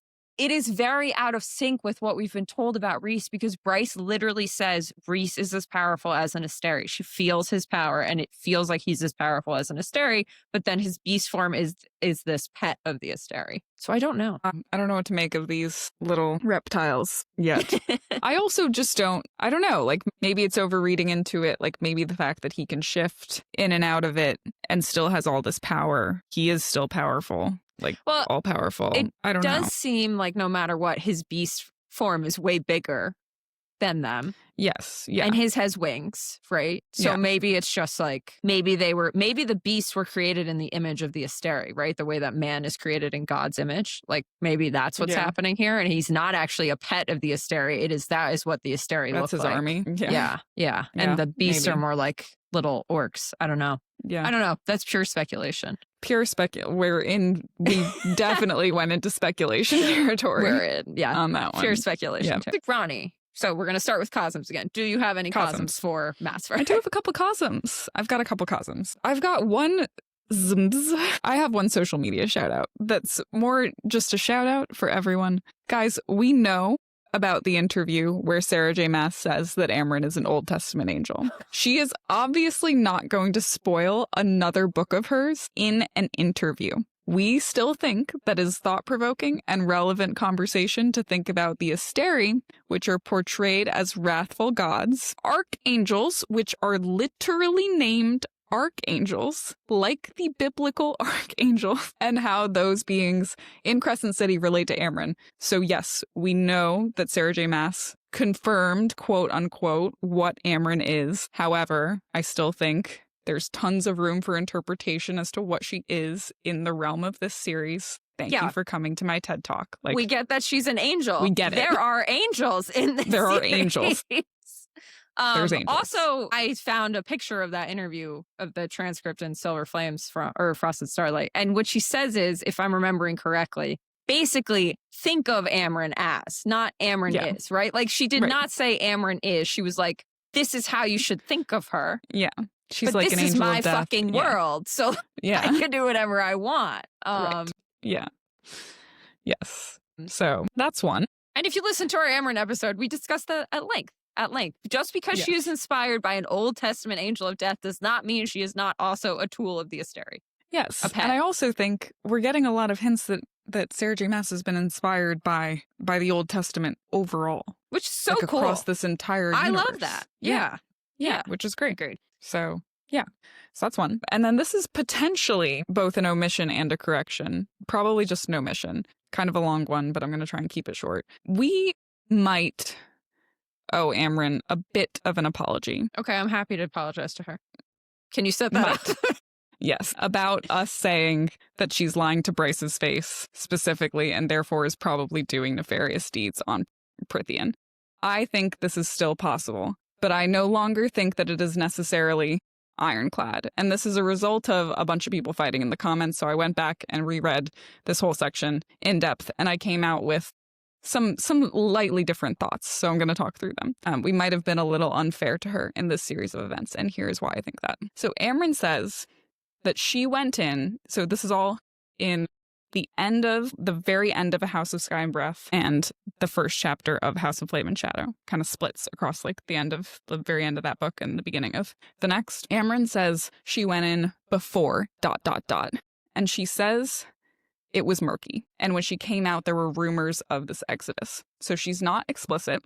And she doesn't say she went in during Theon's rule or any of that, the way that Rhys did, who obviously doesn't know a single fucking thing because he just doesn't know. Like, he's never seen any of this. Yeah. So that quote is, and we talked about this, but Amren specifically says, it's murky. I went in before ... She shook her head. But when I came out, there were rumors that a great number of people had vanished as if they'd never been. Some said to another world, etc. We already talked about that. Amren definitely does a lot of suspicious things. So I think that's all fair game, right? She definitely tightens at the mention of the Asteri. She like, her features tighten when Bryce, brings up intergalactic parasites. It's all very sus. She acknowledges that she knows who Queen Thea and Peleus were, which is important. And when Bryce is asked what the Asteri are, Amren kind of tries to distract the conversation. She's like, don't waste your breath, Rhys. She's not going to tell you. So that's all very suspicious. But she does explain. Amren explains. She eventually says, it's in our history, Rhysand. The Asteri were not known by that name here. Here they were called the Daglan. So she eventually does kind of just say what all this had been about. And yes, it's weird that she had been kind of shaky, kind of nervous. But the thing that we didn't talk about at length around this part enough, in my opinion, is that Selene was a Daemati, and that she specifically confessed to suppressing the memory of Thea and Peleus into legends who betrayed the king, and erasing the memory of herself and Helena from the memory of Prythian entirely. So that quote is, but to the rest of the world, Selene said, I ensured that my mother and her lands became a whisper, then a legend. People wondered if Thea had ever existed. The old generation died off. I clung to life even after my mate had passed. As an elder, I spun lies for my people and called them truth. No one knows what became of Thea and General Peleus.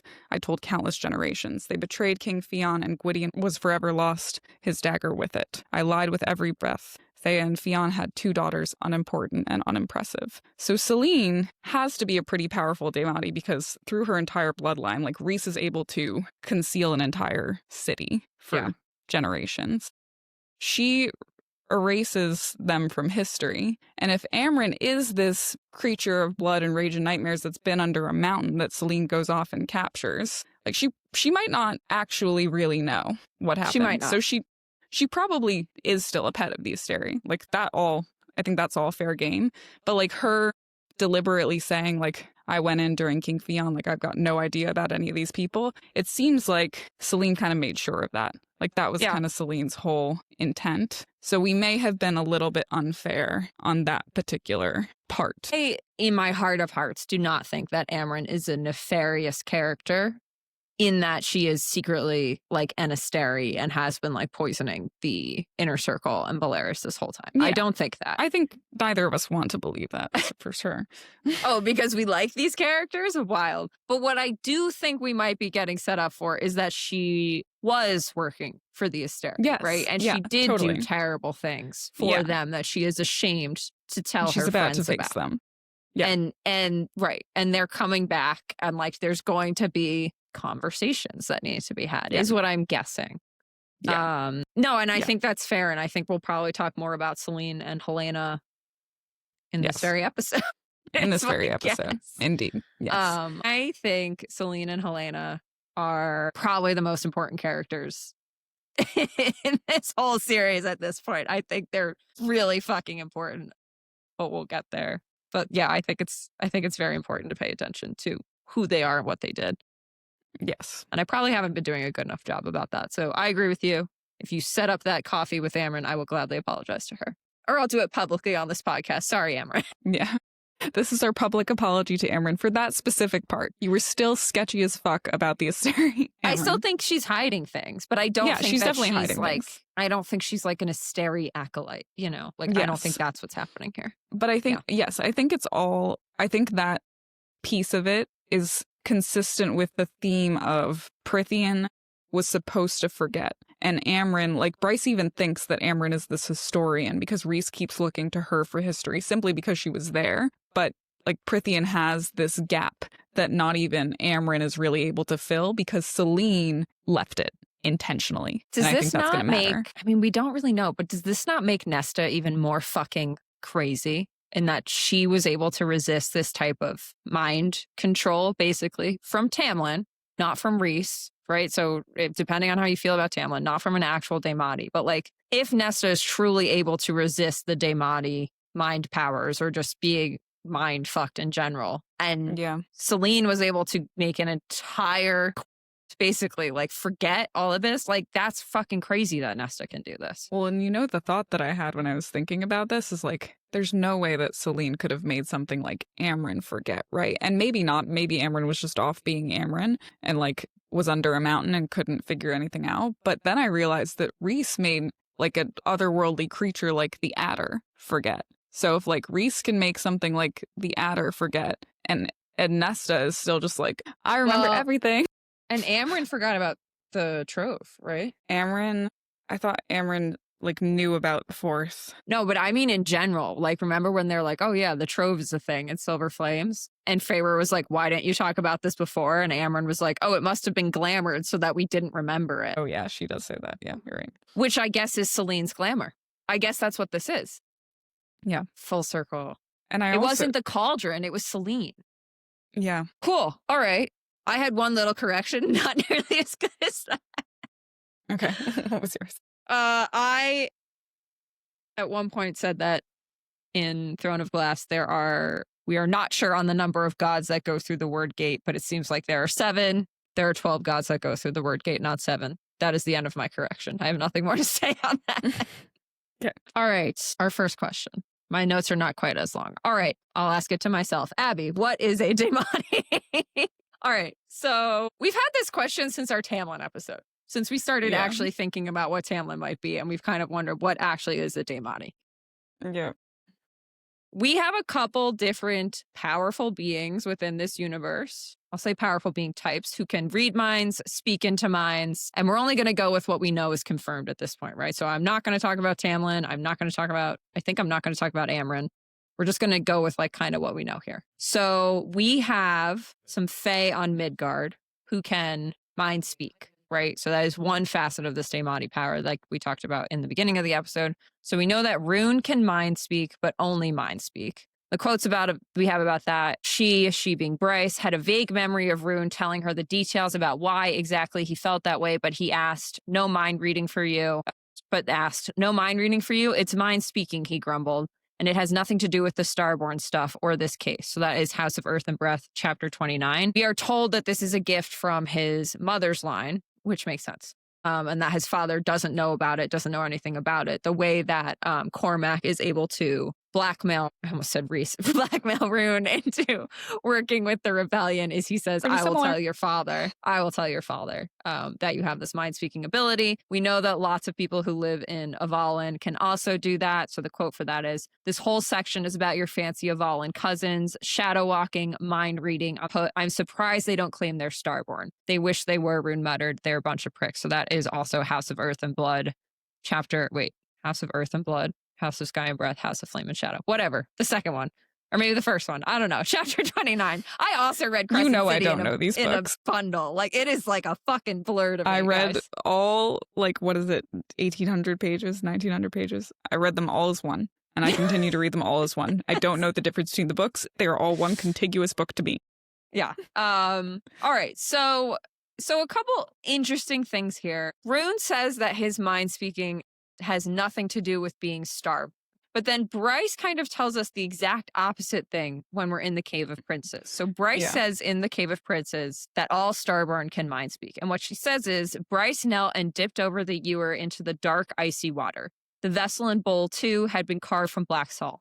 The Starborn could mind speak, still can. She nodded up toward the river a level above, with the murder twins lurking somewhere on its other side. Maybe the salt helped her mind speak with hell. Maybe someone in hell can tell us how to kill the Asteri. Apollyon himself ate Sirius. Maybe he's the answer all along. But Bryce can't mind speak, right? And like, seemingly Noah, like Cormac, I don't think can mind speak. It's only Rune, and it's only these creepy ass. We have murder twins again, but they don't seem to be fucking. And the murder twins in Avalon, right? So like, is it actually Starborn, or is it something else? Because like Bryce can never do it. We have a couple other interesting notes about Rune's mind-speaking ability. So Bryce notes that the Archesian amulets don't protect against Mind's rune-speaking ability. Sorry. Bryce's mind-speaking ability. I got where you were going. It's fine. Bryce, when she meets Rhys, the guys, oh my God, I'm losing my fucking mind here. All right, basically the point is both the Archesian amulet and the Gorsian shackles do nothing to stop Rune's mind-speaking ability. And when Bryce meets Rhys, she thinks maybe it's the same thing. So like whatever this is, it does not seem to be shackled, I'll say, by the rules of traditional magic, because both the Archesian amulet and the Gorsian shackles do not stop the mind-speaking ability. And it doesn't seem to be a Starborn thing, because Bryce can't do it. You just talked about this, but these are more Fae that can Daemati mind-speak, Selene and Helena, right? Both of them. So they can see people's memories, which is exactly what Rhys can do. The quotes for that is, this is Selene talking, "My story begins before I was born. The female's voice was heavy, weary, tired, and sad. During a time I know of only from my mother's stories, my father's memories." She lifted a finger to the space between her brows. Oh, sorry, here, not here. "Both of them showed me once, mind to mind, so I shall show you." Right? So it's Rhys's powers. It's what you just said. So question on that. I have an opinion, but I just want to make sure that we're agreed here. Does that mean that Thea and Fionn are both Daemati as well? I don't think so. No, specifically not. They both showed me mind to mind. I don't think that Thea was... I wrote this down. I do not think that Thea can do this too. She did not know that Peleus was deceiving her, right?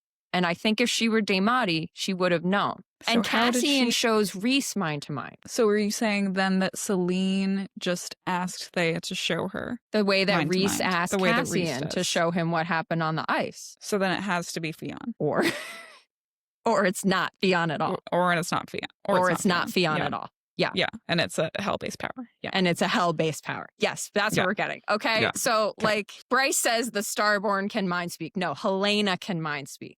Right? Because Bryce can't do it. It's such a fucking confounding line. Like, she can't do it. It's clearly not a Starborn thing. I think it's a hell thing. Do I even have that in here? But it's not. But then it's so dumb to say out loud. But like, then it's a recessive gene, right? Because Bryce not having it, well, this is not our Crescent City season. Never mind. Hold on. We're not going to talk about Bryce's lineage. I need to read my notes because this does get so fucking complicated. All right. So... I have simpler notes on just Daemati powers when we're ready to get to that. When we're ready to get to what they do. Yes, I'm sorry. I guess this question, I answered it as, where do Daemati come from? Okay, you do that. I'll answer what do Daemati do. No, you but go. it's Your, Daemati okay. power. All right. You do it, and we can change the order if we want to. It's all fine. right. I So have skill Selene and count. Helena definitely have this power. We have talked about how we think that maybe Selene and Helena are, in fact, not Fion's daughters and are perhaps daughters of hell. We can get into that more later, but let's talk about the other known Daematis. So we obviously have to talk about Maeve, right? So Maeve, Dorian describes Maeve's power as the power to break into minds, to rip apart the psyche, a different sort of enemy, one that would require another root, a reckless fool's root, a courtier's root. Almost word for word what Rhys can do, right? And that is Kingdom of Ash, chapter 71. We see Maeve weave illusions for people, plant ideas in people's minds. However, so the quotes for that is, what she does is she rips into the minds of an entire city of Fae to convince them that she's their queen, right? Very similar to Selene and Helena, now that I think about it, erasing an entire part of history, right? So she came across a lovely, long-lived people, near immortals themselves, ruled over by two sisters queens, Mab and Mora, holy gods. And using her power, she ripped into their minds, word for word what Rhys does, made them believe they had a sister, an eldest sister, to rule with them. When they returned to their palace, she tore into the minds of all those who dwelled there and any who came, planting the thought that a third queen had always existed, always ruled. If they somehow resisted her power, she found ways to end them. A wicked chuckle. And that is Tower of Dawn, chapter 49. So Feyre describes her and Rhys's power as ripping into Tarquin's mind when they're at the summer court. And Feyre also said she was ready to rip into the minds of the High Lords to get them to bring Rhys back to life. So this is the same power. But what's interesting is that I don't think that Maeve can read minds. Because if she could read minds, again, she would not have needed to torture Aelin to find out where the word key was. So it's like she has part of this power, but not all of this power.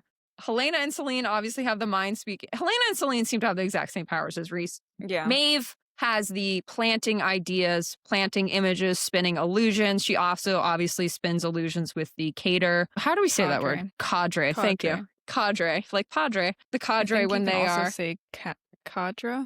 Cadre? Okay. You can say it the American way, but I think cadre is accepted. It's good. Cadre is good.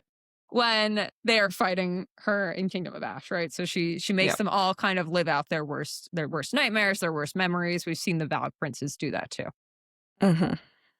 But again, she cannot read Aelin's mind to find out where the words key is. And she can't also like break into her mind and like make her kind of like submit. Right. She has to like torture her, at least Aelin specifically. We don't know if there's something specific about Aelin, like kind of the way there is about Nesta. We don't know if this is Mala's power potentially protecting Aelin. Like, I would we actually don't know argue that it kind of has to be Aelin specifically and maybe others because she does do that for her sisters. She rips into their minds. Yeah. Yeah, she does. Like she seems to have full Daemati power when it comes to what she had to do with her sisters. Great, so now we have Aelin and Nesta. Yeah, Aelin and Nesta. She manipulated an entire realm into believing that she was just their sisters, like those queens' sisters the whole time. Yeah, that is true. So why not Aelin? Yeah, interesting. So why doesn't she just rip into Aelin's mind and find out where the word keys are? These are the questions that we have for you, Sarah J. Maas, if we ever see you in a coffee shop. Sarah. Who is Erston? Why didn't Maeve just read Aelin's mind? All right, next person I have on this list is Erewhon. So as Erewhon is dying, he doesn't spin illusions or anything, but he does mind speak with Irene and Dorian. So the quotes we have for that are, "You have no power over me," Irene said to him, "into the body that housed the parasite of parasites. I shall rip you apart," he hissed, starting with that babe in your... Sorry, I realize I'm reading this out loud, but these are italicized quotes. They are not like... Yeah. It says he hissed. I'm with you. But like they're italicized and there's no quotation mark. So I am reading that as this is a mind-to-mind thing. The same thing happened to me last week. The italicized things don't copy over. It's really hard to do on an audio format. And Dorian, and here she's more intentional with the quotes. Dorian said, "My father's name," his voice did not waver, "you took it." That's in quotes, all right? He hadn't realized that he wanted it, needed it so badly. And then in italics, "A pathetic, spineless man," Erewhon said, "as you are." So we've got Starborn Fae, but not really. And now we have Valg. And then, of course, we have Lanthus sending Nesta the vision of them ruling the world. And we have Amren breaking into the minds of the Hybern soldiers and sending them nightmares. I would go so far as to say that, like, I would almost put this as blanket Valg power or like Valg princes and above. Because what is the Valg if not taking over your mind? Yeah. And when Aelin is fighting the Valg princes at Mistward, Like they're sending her visions. Like they are manipulating her mind. 100%. This feels like it is derived from it is Valk. a very meager form of whatever that power is. Yeah. Yeah, but there's so many facets to it that I'm wondering if there are different sources of the facets that have been lumped into one thing. And I'm also wondering if the Starborn line, and I realize I actually had this in the next question, not this question, but was the Starborn line corrupted by hell so fucking early that it's impossible to tell these powers apart at this point? But yeah, all right. So why don't you get more into what is Daemati Maasverse edition? Well, before we move off of who they were, I think you talked about the big ones cross series. I would say that even just talking about A Court of Thorns and Roses, the confirmed Daemati in the ACOTAR series, Rhys, Feyre, of course, both I think pretty clear ties to a starry. And maybe Rhys and Feyre to me are synonymous, right? Feyre has this power because Rhys has this power. Rhys could have ties to the Asteri and Hell. I'll talk about that in a minute. Daglan and Branna are the nephew and niece to the King of Hybern. So that's a tie to the Valk. We think the Valk. Yeah. Yeah, we think Valk. This mystery Daemati that Amarantha used is tied to Amarantha. Sorry, and to be clear, there was a mystery Daemati Amarantha used to shatter the minds of the children in the Winter Court. And this is made clear when they're at the High Lords meeting and nobody trusts Rhys. And Rhys basically says, Amarantha sent a Daemati to shatter the children's minds in your court. She wanted you to suspect me to keep us from allying together. And then we have the suspected Daemati are Mor, Amren, and Tamlin, who all do some sort of mind work, but all also could be linked to these otherworldly beings. Yeah. So I think it all still holds, even within the series. All potential ties to Hell, to Valk. To Valk. Valk Hell. Hell Valk, which we are now using interchangeably. Valk. They're interchangeable in my mind. I'm so sorry if you don't agree with that theory. Okay. What is a Daemati? So we've answered where we think Daemati come from. We learn about the Daemati formally in ACOMAF. And I actually really liked answering this question because I do feel like it got me a little bit closer to an answer as to the difference between glamoring and Daemati, because I do think there's a little bit of a difference. I think Daemati just goes a little bit further. I think still people who can glamour and are good at glamoring are probably Daemati, but I think there's a difference. Rhys explains being Daemati as walking into minds, like walking into a room, and then they can basically do whatever they want with you. It says, we're called Daemati, those of us who can walk into another person's mind as if we were going from one room to another. We are rare, and the trait appears as the mother wills it, but there are enough of us scattered throughout the world that many, mostly those in positions of influence, extensively train against our skill set. If you were to ever encounter a Daemati without those shields up, Feyre, they'd take whatever they wanted. A more powerful one could make you their unwitting slave, make you do whatever they wanted, and you'd never know it. My lands remain mystery enough to outsiders that some would find you, among other things, a highly valuable source of information. So we also learn that in addition to walking into someone's mind, you already mentioned this, a Daemati can lock you into their own if you choose to enter. So that's Rhys's first rule, right? Don't go into someone's mind unless you hold the way open. Rule number 1. He only has 2 rules. It's not a very long list of rules. So that's his first one. Daemati can master different infiltration techniques, which we learn from Rhys after Feyre uses her Daemati abilities combined with her kernel of power from Tarkin to get past Tarkin's shields. So Rhys basically congratulates her for figuring this out. He says, what a fast learner you are. It takes most Daemati years to master that sort of infiltration. I don't know how Rhys knows how long it takes other Daemati to master these things or how these techniques work.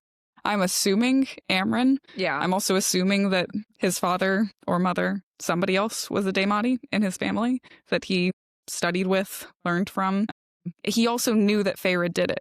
So he could feel it happening, which we'll get to in a second. She comments on this. She says, you knew that I did it? And he just nods. And he said, what expert work you did using the essence of him to trick his shields. So this, to me, is actually kind of a flag that maybe Rhys is actually picking up on more than we're giving him credit for picking up on.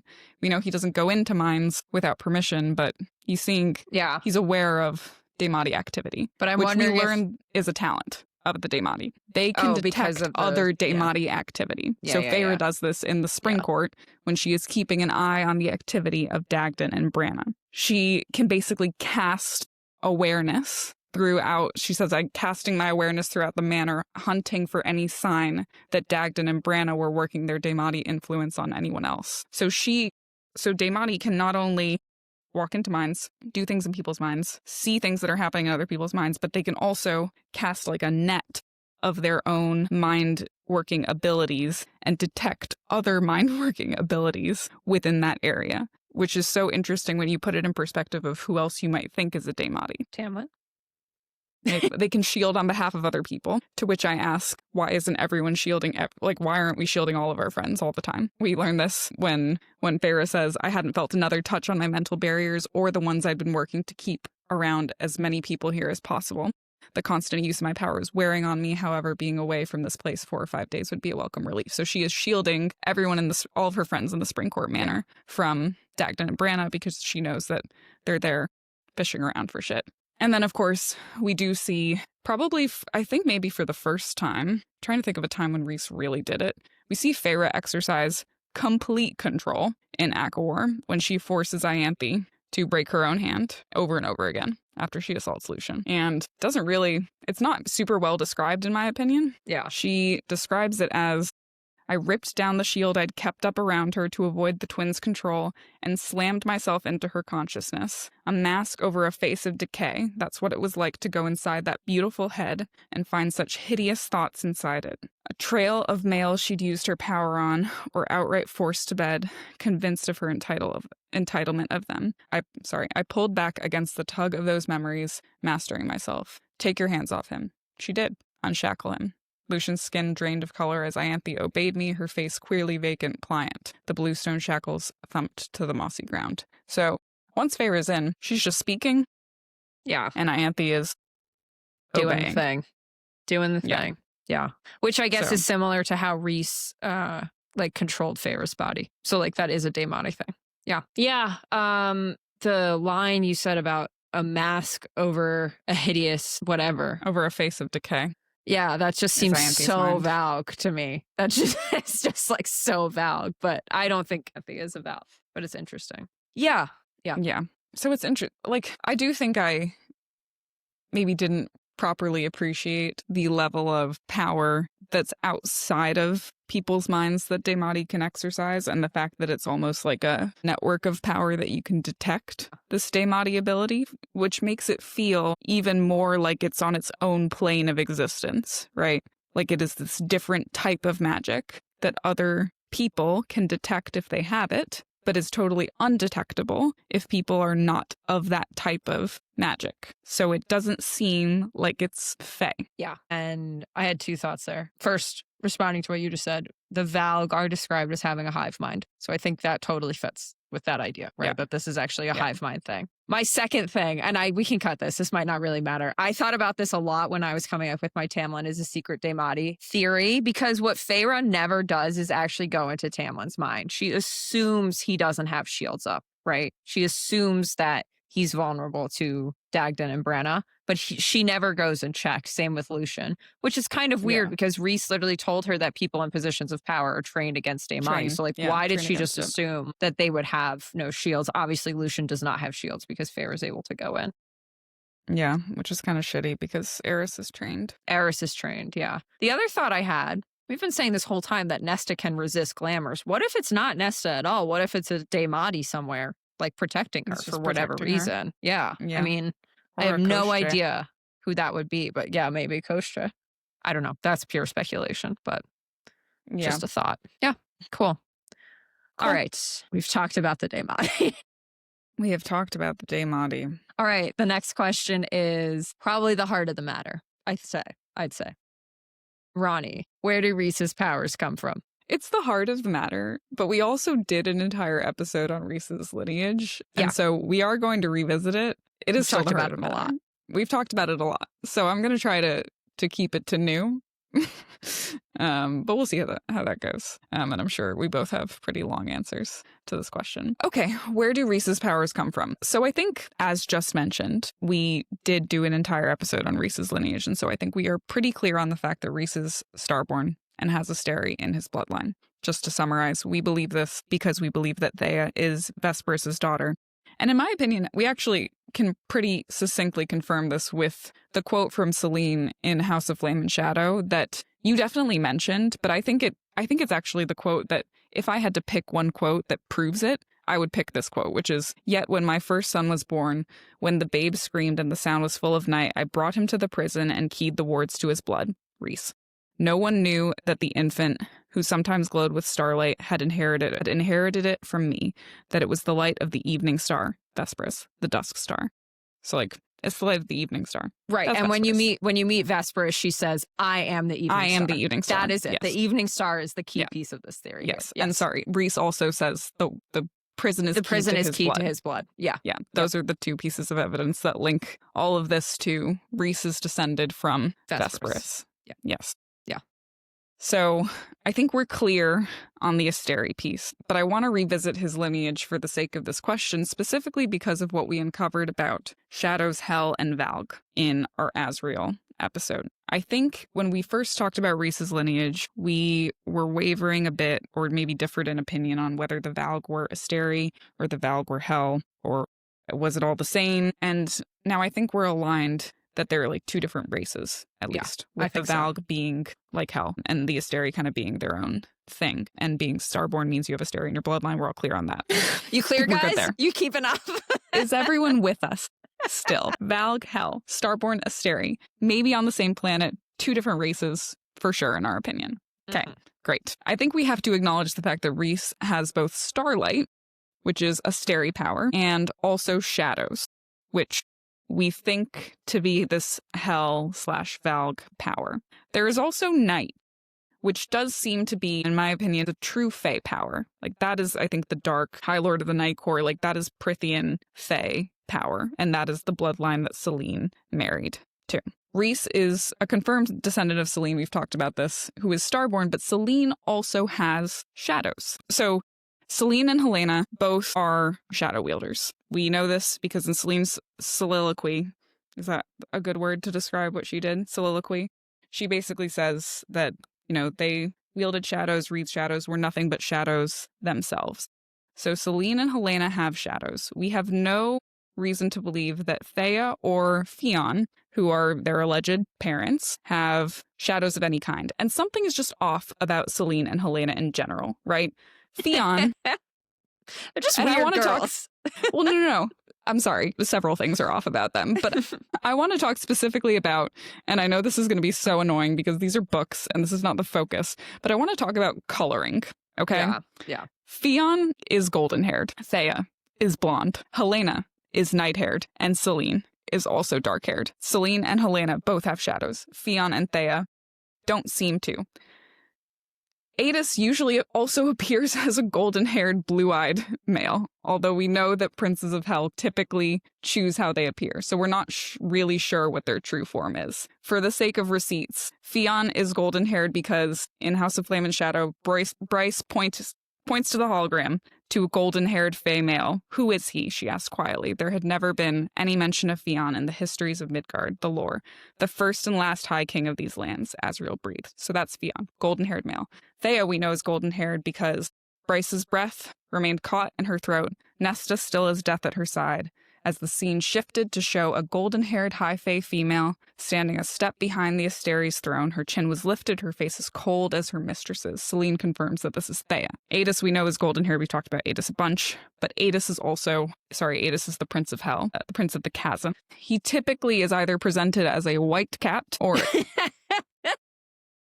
a golden-haired, blue-eyed man, but the princes of Hel choose their forms, so we don't really know what his true form actually is. Helena is said to be night-haired Elena, from whose golden skin poured starlight and shadows. There's those shadows. And Selene is dark-haired and said to look like Rhys's sister. And Rhys obviously has all of this dark coloring, and his parents have this dark coloring.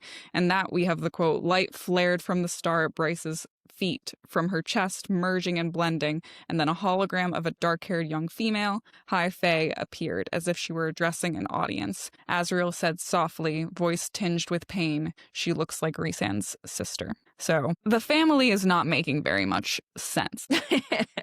Rhys's powers, you brought this up, are also described almost exactly like Aedis's powers when he appears to hunt and Bryce. Aedis is said to be, quote, thrumming with dark power. Rhys has, I couldn't even put all the dark power quotes. At least in my 26. notes. There's at least 26. I have 5 here. Rhys bared his teeth. My limbs turned light, trembling at the dark power curling in the corners of the room. Dark power rumbled through the chamber. Like a cat, too. Curling like a cat.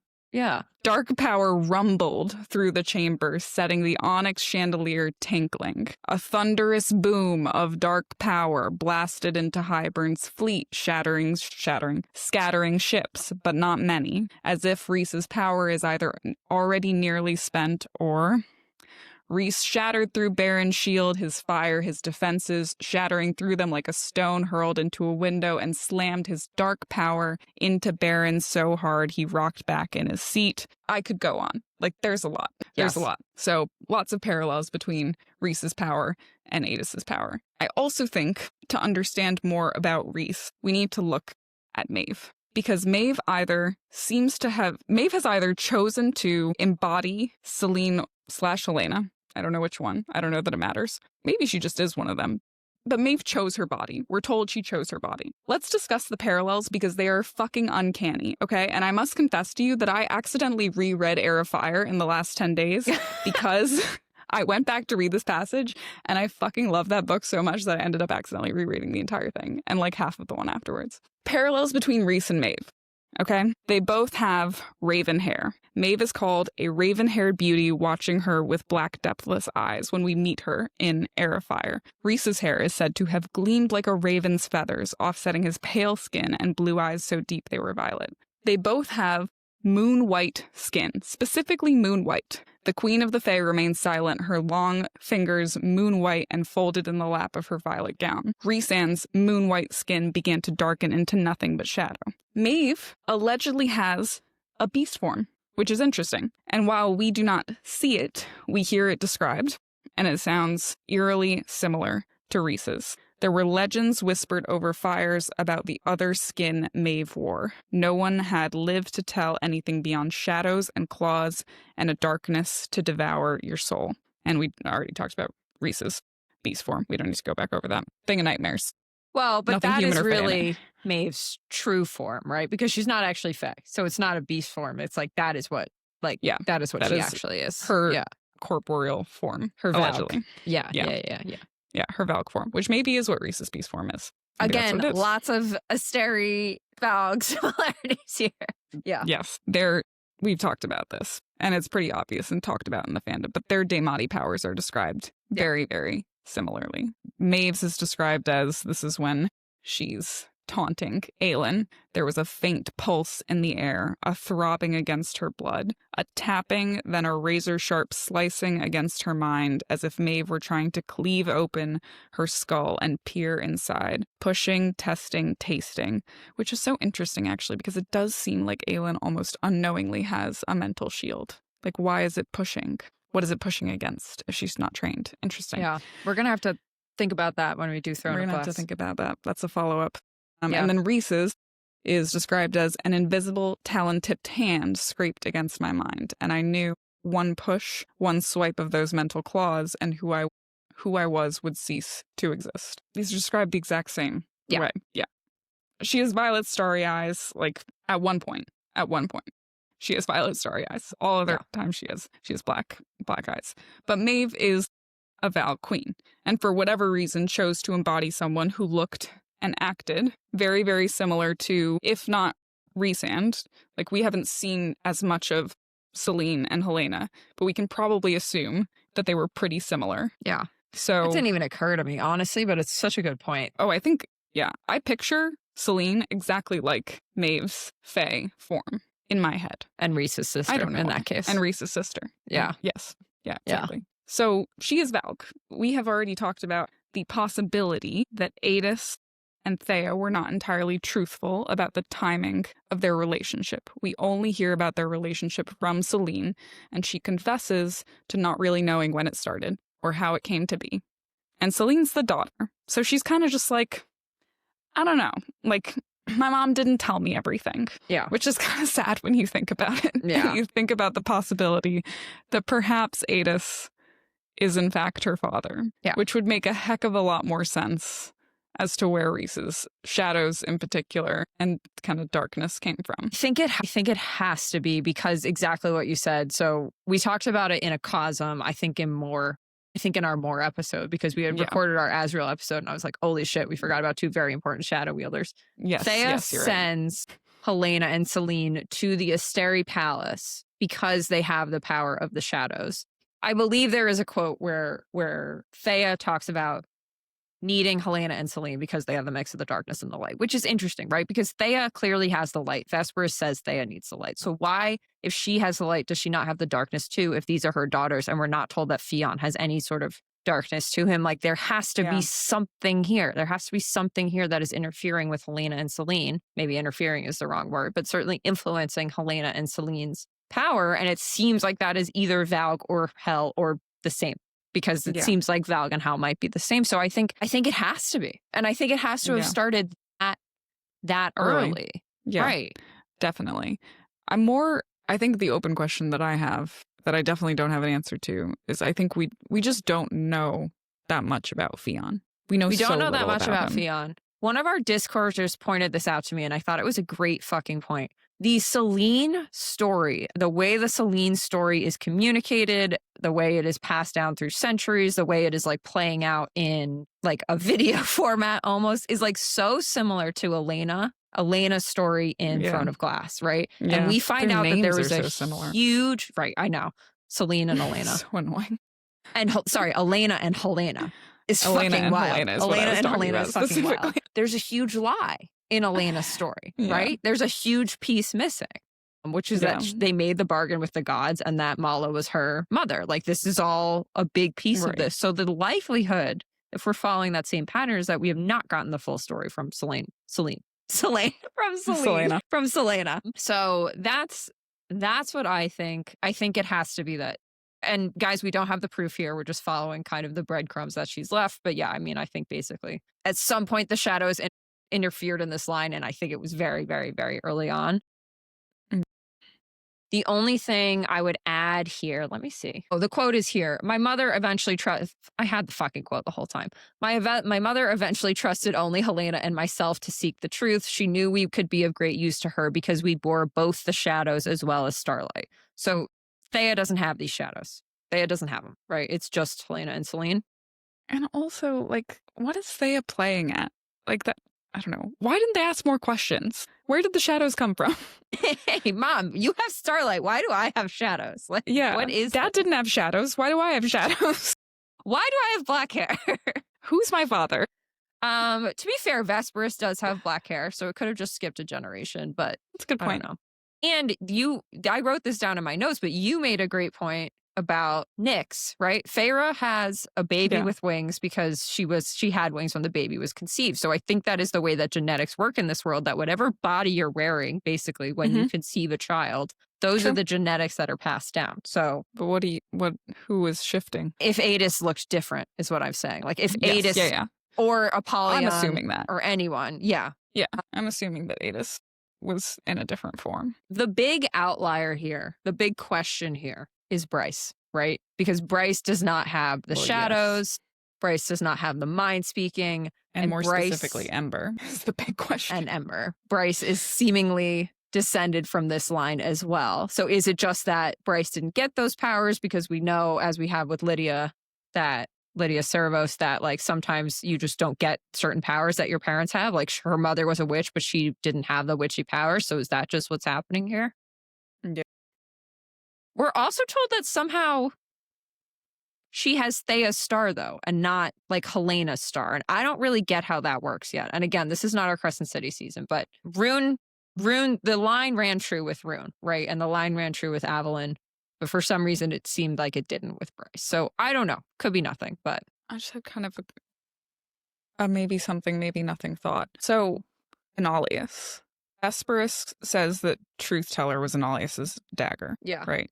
I'm 99% sure that somewhere Selene says that Fionn's best friend Was carried Analius. truth teller. Yeah. Carried truth teller, which like then is Analius. His general's dagger. Yes. Yeah. Yes. What if you think Analius Thea was fucking Analius? What if Analius is the father? Because Analius had to be dark color. Yeah. Analius had to be dark colored. I don't think we know that, but yeah, I mean, I would like that.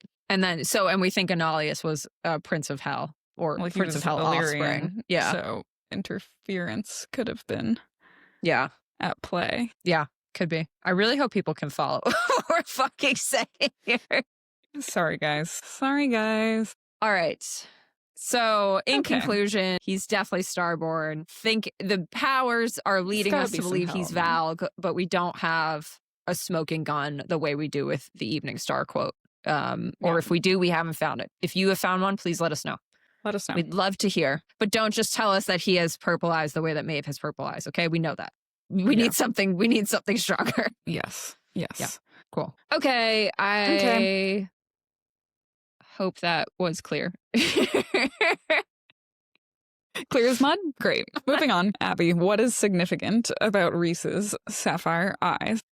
All right. I treated this question as a sapphire eye deep dive. Same. Because obviously we have a lot of characters with sapphire or sapphire adjacent eyes. So I've made a list. I don't have a strong hard answer here. I have made a list, but I think we should go through it. All right. So obviously, Rhys.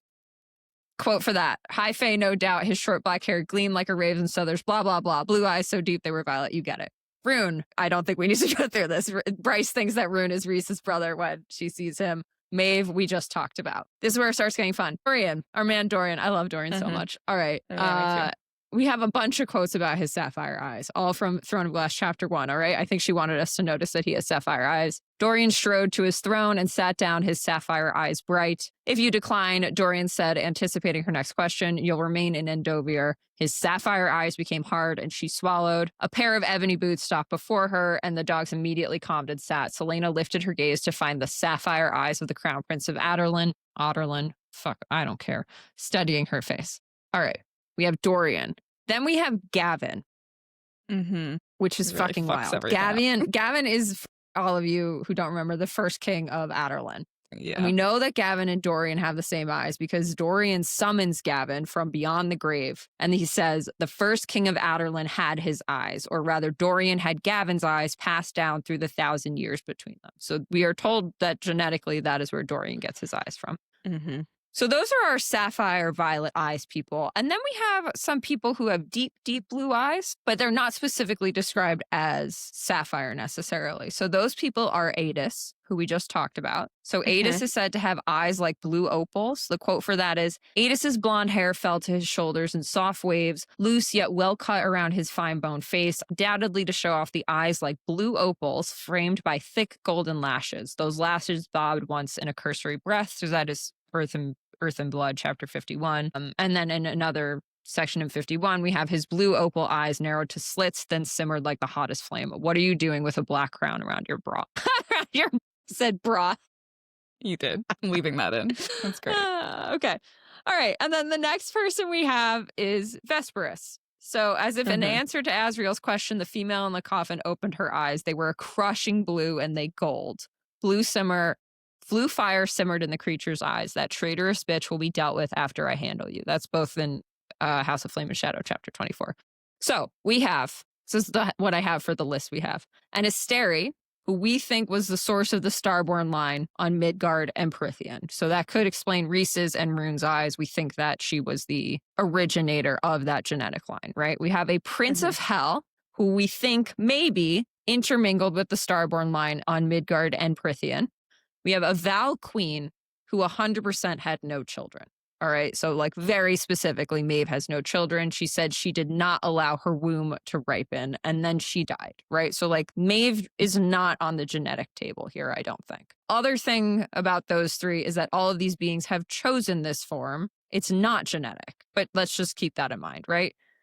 Then we have the most powerful High Lord who ever lived, who is definitely part of that Starborn line, a Fae Prince who is part of that Starborn line, and a human king who has insanely powerful raw magic and who seemingly has no connection to the Starborn line.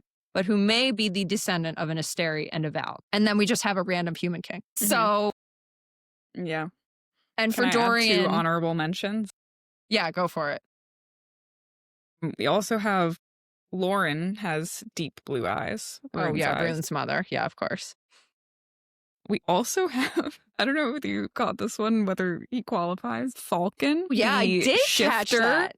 Who sold 20 years of his life for spider silk, has midnight sapphire eyes. Yeah. So very dark eyes. Did a deal with a Valg spider. I don't know.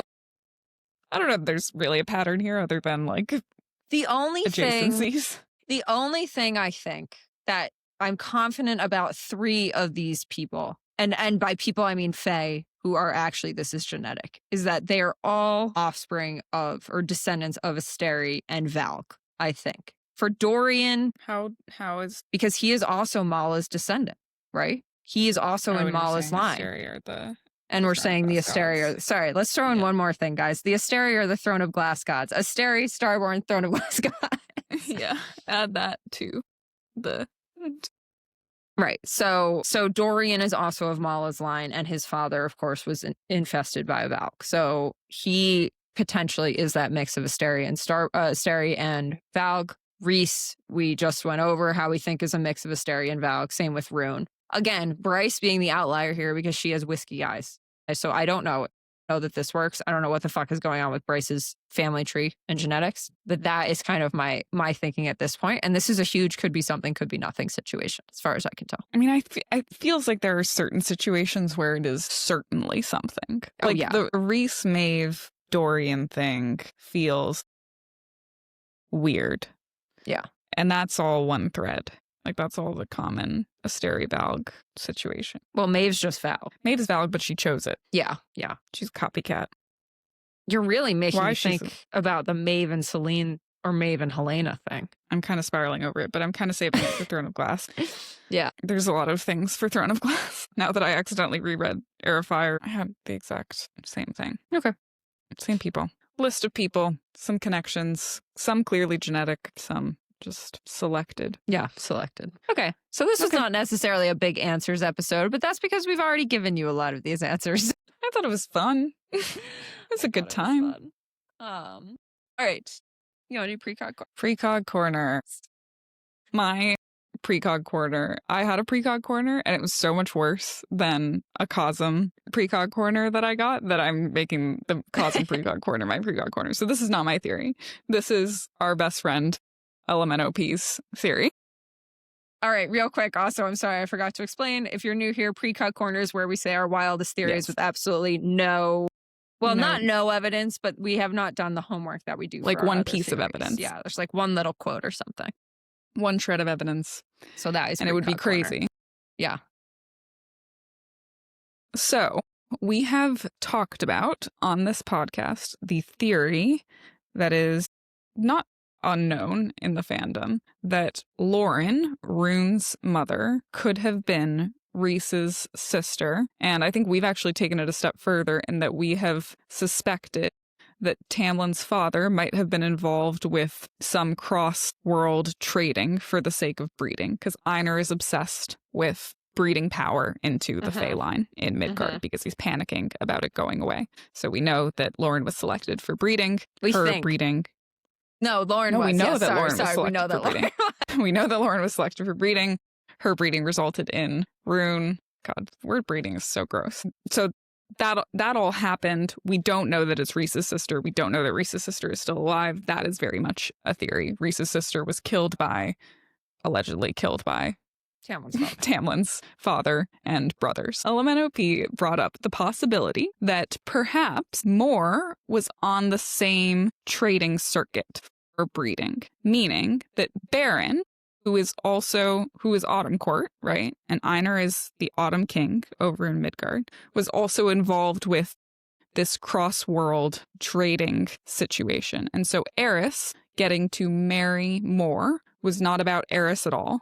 It was not a bride for Eris necessarily at all. It was a trade. It was Mor was meant to go over to Midgard to breed into Einar's line. And so she was meant to do that, just like we're theorizing Rhys's sister was. And that would also explain why they couldn't touch her and couldn't take responsibility for her, because what she did in fucking Cassian was basically breaking a cross-world deal.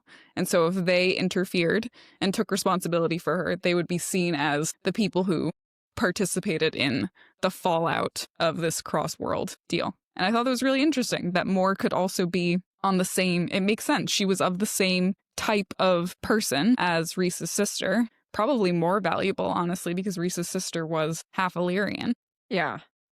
So this gets into, I think, that too, the whole question, which I didn't even really think of was a question, but people brought up, like, are Mor and Rhys actually related? I think they are actually related. Like, that is my understanding. I think they're actually related too. Yeah. But we got a lot of people on Instagram being like, no, he means she's her cousin, like he means the Illyrians are his brothers. I'm like, wouldn't he call her his sister then? Like, why would he call her his cousin? Like, that's a little weird. I think they're actually related. I have questions about, like, their relation specifically. Like, he says that they're cousins in the loosest definition, but then he says they were raised together, but it didn't seem like they really were. So, like, I don't know. I definitely think that it's odd and it raises eyebrows, but I don't know. I think they're probably related. Okay, so the theory, if I'm tracking, is, or maybe I'm conjecturing, but basically, Einar wanted someone starborn. Baron suspected that Mor was starborn because he seems to know things, or Eris seems to know things. Aaron knows that the prison was a palace, right? So they, in theory, have more insight into the starborn lineage. They were going to send Mor to Midgard. It didn't happen. Mor fucked Cassian instead. That fell through. And when that fell through, they were like, oh shit, we need a plan B. Let's take Rhys's sister. I don't know that the two necessarily need to be interrelated, but I think because autumn and spring were close, it's a fair summary. I don't know that I'm doing Denise justice here. Yeah. The theory about Rhys's sister calls into question whether there is regular trade between Prythian and Midgard for women for the sake of breeding power back into the Fae line in Midgard, Starborn being a focus. The Night Court specifically is linked to the Starborn line. So Rhys's sister and Mor both fit that bill. Mor, while maybe a little bit older, I actually don't know how. Yeah, I don't know how old Mor is. I thought they were both older than I think Rhys's they're both sister. 500. Yeah. Yeah. Mor would also have been a candidate for that trading. And so Mor being married off to Eris was actually being traded off. She ruined the trade. Eris couldn't help her because then he would have partaken in a fallen through trade and messed everything up. I think it's interesting. That could also be why voices were foreign. Oh, because they're not of this world. That would be interesting. I think when Bryce gets back to the Autumn Court, when Bryce gets back to the Autumn King's study, he says, I think you came from somewhere that I have been trying to find for like centuries at this point. That's not the exact quote, but it's something like that, right? Yeah. So I still think that it is possible that they've never actually exchanged. Well, I still think it's possible that Tamlin's sister somehow ended up in Midgard, but I think Baron being Einar being super involved, the Autumn King being super involved is probably not what happened. But I do think that part is still possible. But it could be. I like the thought process. I like the theory. I like it a lot. Thanks, Denise. Thank you, Denise. Yeah. No, I like it. I just think the Autumn King specifically was like, I'm looking for it, but I haven't found it. And obviously the Asteri haven't found it either. Was the one who was successful because he was the one who ended up with that. All I of the buy people. More. That I would buy more. That it was Morven and not the King of Avalon, for people who are wondering. That I would kind of buy a little bit more because it's a thin place, right? Avalon's a thin place. So if it's the King of Avalon, King Morven. Yeah. We don't know anything about him saying that he hasn't been able to find it. And they also seem way more powerful, frankly. Yeah. Okay, cool. I buy it more if it's Morven. That works. Okay, cool. My precog is also about Crescent City. And I think I texted you this. So says that Thea needs the power of the horn and the harp. This is about big universe questions. Blaine says that Thea needs the power of the horn and the harp to open portals between worlds. So the quotes for that is, Remembering the teachings of her former mistress, my mother knew she might wield the horn and the harp to open a door, to bring the Fae to new heights, new wealth, and prestige. This is chapter 19 of Flame and Shadow. And then my mother did not question Peleus, her conspirator and ally, when he told her to wield the horn and the harp to open a doorway to this world. And then when she is opening a portal to hell, Thea nodded once, slowly as if making a decision, and then played the horn and the harp, right? So it's always the horn and the harp when Thea is opening a portal, whether it's to hell or to Midgard or back to Prythian. But when Bryce comes to Prythian, she only uses the horn, right? The harp is nowhere to be seen. And not only that, Rigilus says that Bryce can open a portal using just the horn, right? He's never like, oh, we need to find the harp. Like Rigilus is like, I want you to open a portal to me to the Fae homeworld. Like at no point is he like, oh, we need the harp, right? Yeah. So why does Thea use both the horn and the harp? The harp can open doors, but it also says about itself, I can move through space and eons. And the 26th string is time, right? So I think when you use the harp and the horn to open a portal, then you are traveling through space and time. But when you use just the horn, you are only traveling through space, which I think could deal with some of these timeline weirdnesses that we are having potentially. What does that say then about when Thea has traveled? Like when have we traveled with the harp and the horn that we would need to be concerned about from a timeline perspective? I don't know. But I don't think we have yet. I don't think we have yet because we haven't traveled across worlds with the harp and the horn yet. Right. But why sometimes you need the harp and the horn and why sometimes you only need the horn? Right. What is the difference between those two things? Interesting. So the horn basically just takes you through the fabric of worlds on your existing plane of time. But wouldn't it mean that the harp should also be able to do it? Be able to do it because it. it's 26 strings. And it opens doors. I know. I don't know. Right. We will do a trope episode at some point. Yeah. Well, and like it obviously doesn't, or it obviously needs something else with it, whether that's power or the horn, I don't know. But like Nesta plucks multiple strings and ends up still in Prythian. So clearly, interesting. Yeah. I don't know. That's my thought. I like it. All right. What are you reading? Okay. I am just starting my Quicksilver reread. Oh, fun. Did I already say that I finished the Shepherd King duology? Yeah. You said it last. I think I did. Last week. Oh yeah, because since then I accidentally read Heir of Fire and Queen of Shadows. I just accidentally read Heir of Fire. It was an accident. It was an accident. It's my favorite. I know that it's a controversial part of their story, but I love the beginning of Rowan and Aelin, which a lot of people don't, but I really do. So once I started reading, I started reading it for Maeve, for this. And then I couldn't stop. And then it was 2 books later. And I was like, wow, I could have gotten so much more done. You know that like social media like trend, like when he says he loves you, but like Xaden Riorson said this, or like Rowan or Rhysand said that. And it was like when he says he loves you, but Rowan literally, and then it was like a long pause, and then it says punched her in the face. Yeah, he did punch her in the face. He did punch her in the face. Yeah, he was a broken man. It's okay. No one's out here screaming about how Rowan's evil, so, you know. I mean, they're also related. There's a lot of things that we just decided to turn a blind eye to, and here we are. Look, she changes. Sometimes we're going this way, sometimes we're going that way. It's whatever. It's whatever. What are you reading? I have set myself up for, I think, complete failure here. So my goal, here's what's happening in my world right now. I am currently reading One Dark Window. I have recently finished Kiss of the Basilisk, which I think I will talk more about in our next episode.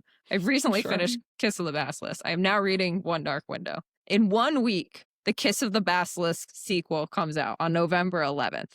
On November 18th, Brimstone comes out. Yeah. I would like to, in this time before November 18th, finish One Dark Window, read Between Two Kings, which is the Kiss of the Basilisk sequel, reread Quicksilver, and then read Brimstone. And I don't know if I can do it. I don't know if you can do it, but I'm going to try. I think you can. I think you will. You just like won't really get anything else done. Yeah, and I don't need to. Who cares? Work. Yeah. And sometimes I still read The Spell Shop when I want to go to sleep. Yeah. The Spell Shop is your sleep book? It's thought my it was sleep supposed to be book. good. Okay. It's good. It's lovely, but it's like it's like a gentle lullaby of a book, you know? I see. Yeah. Which is good because I can just kind of pick it up at any point in time and be like, oh yeah, I remember exactly what's going on here. She sells jam. That's what's going on. She's selling jam. Jam. Yeah. Okay. Yeah, that's pretty much it. All right. We are on social media. We are Dragons in the Details Pod on Instagram, TikTok, and YouTube. We are Dragons in the Details server on Discord. We've got a great Discord. We get a lot of our cosms from there, as you guys can probably guess. Dragons in the Details Pod at gmail.com. Rate, comment, subscribe, review. And we will be back next week with our Rhys Deep Dive Part 2. Love you. Bye. Love you. Bye.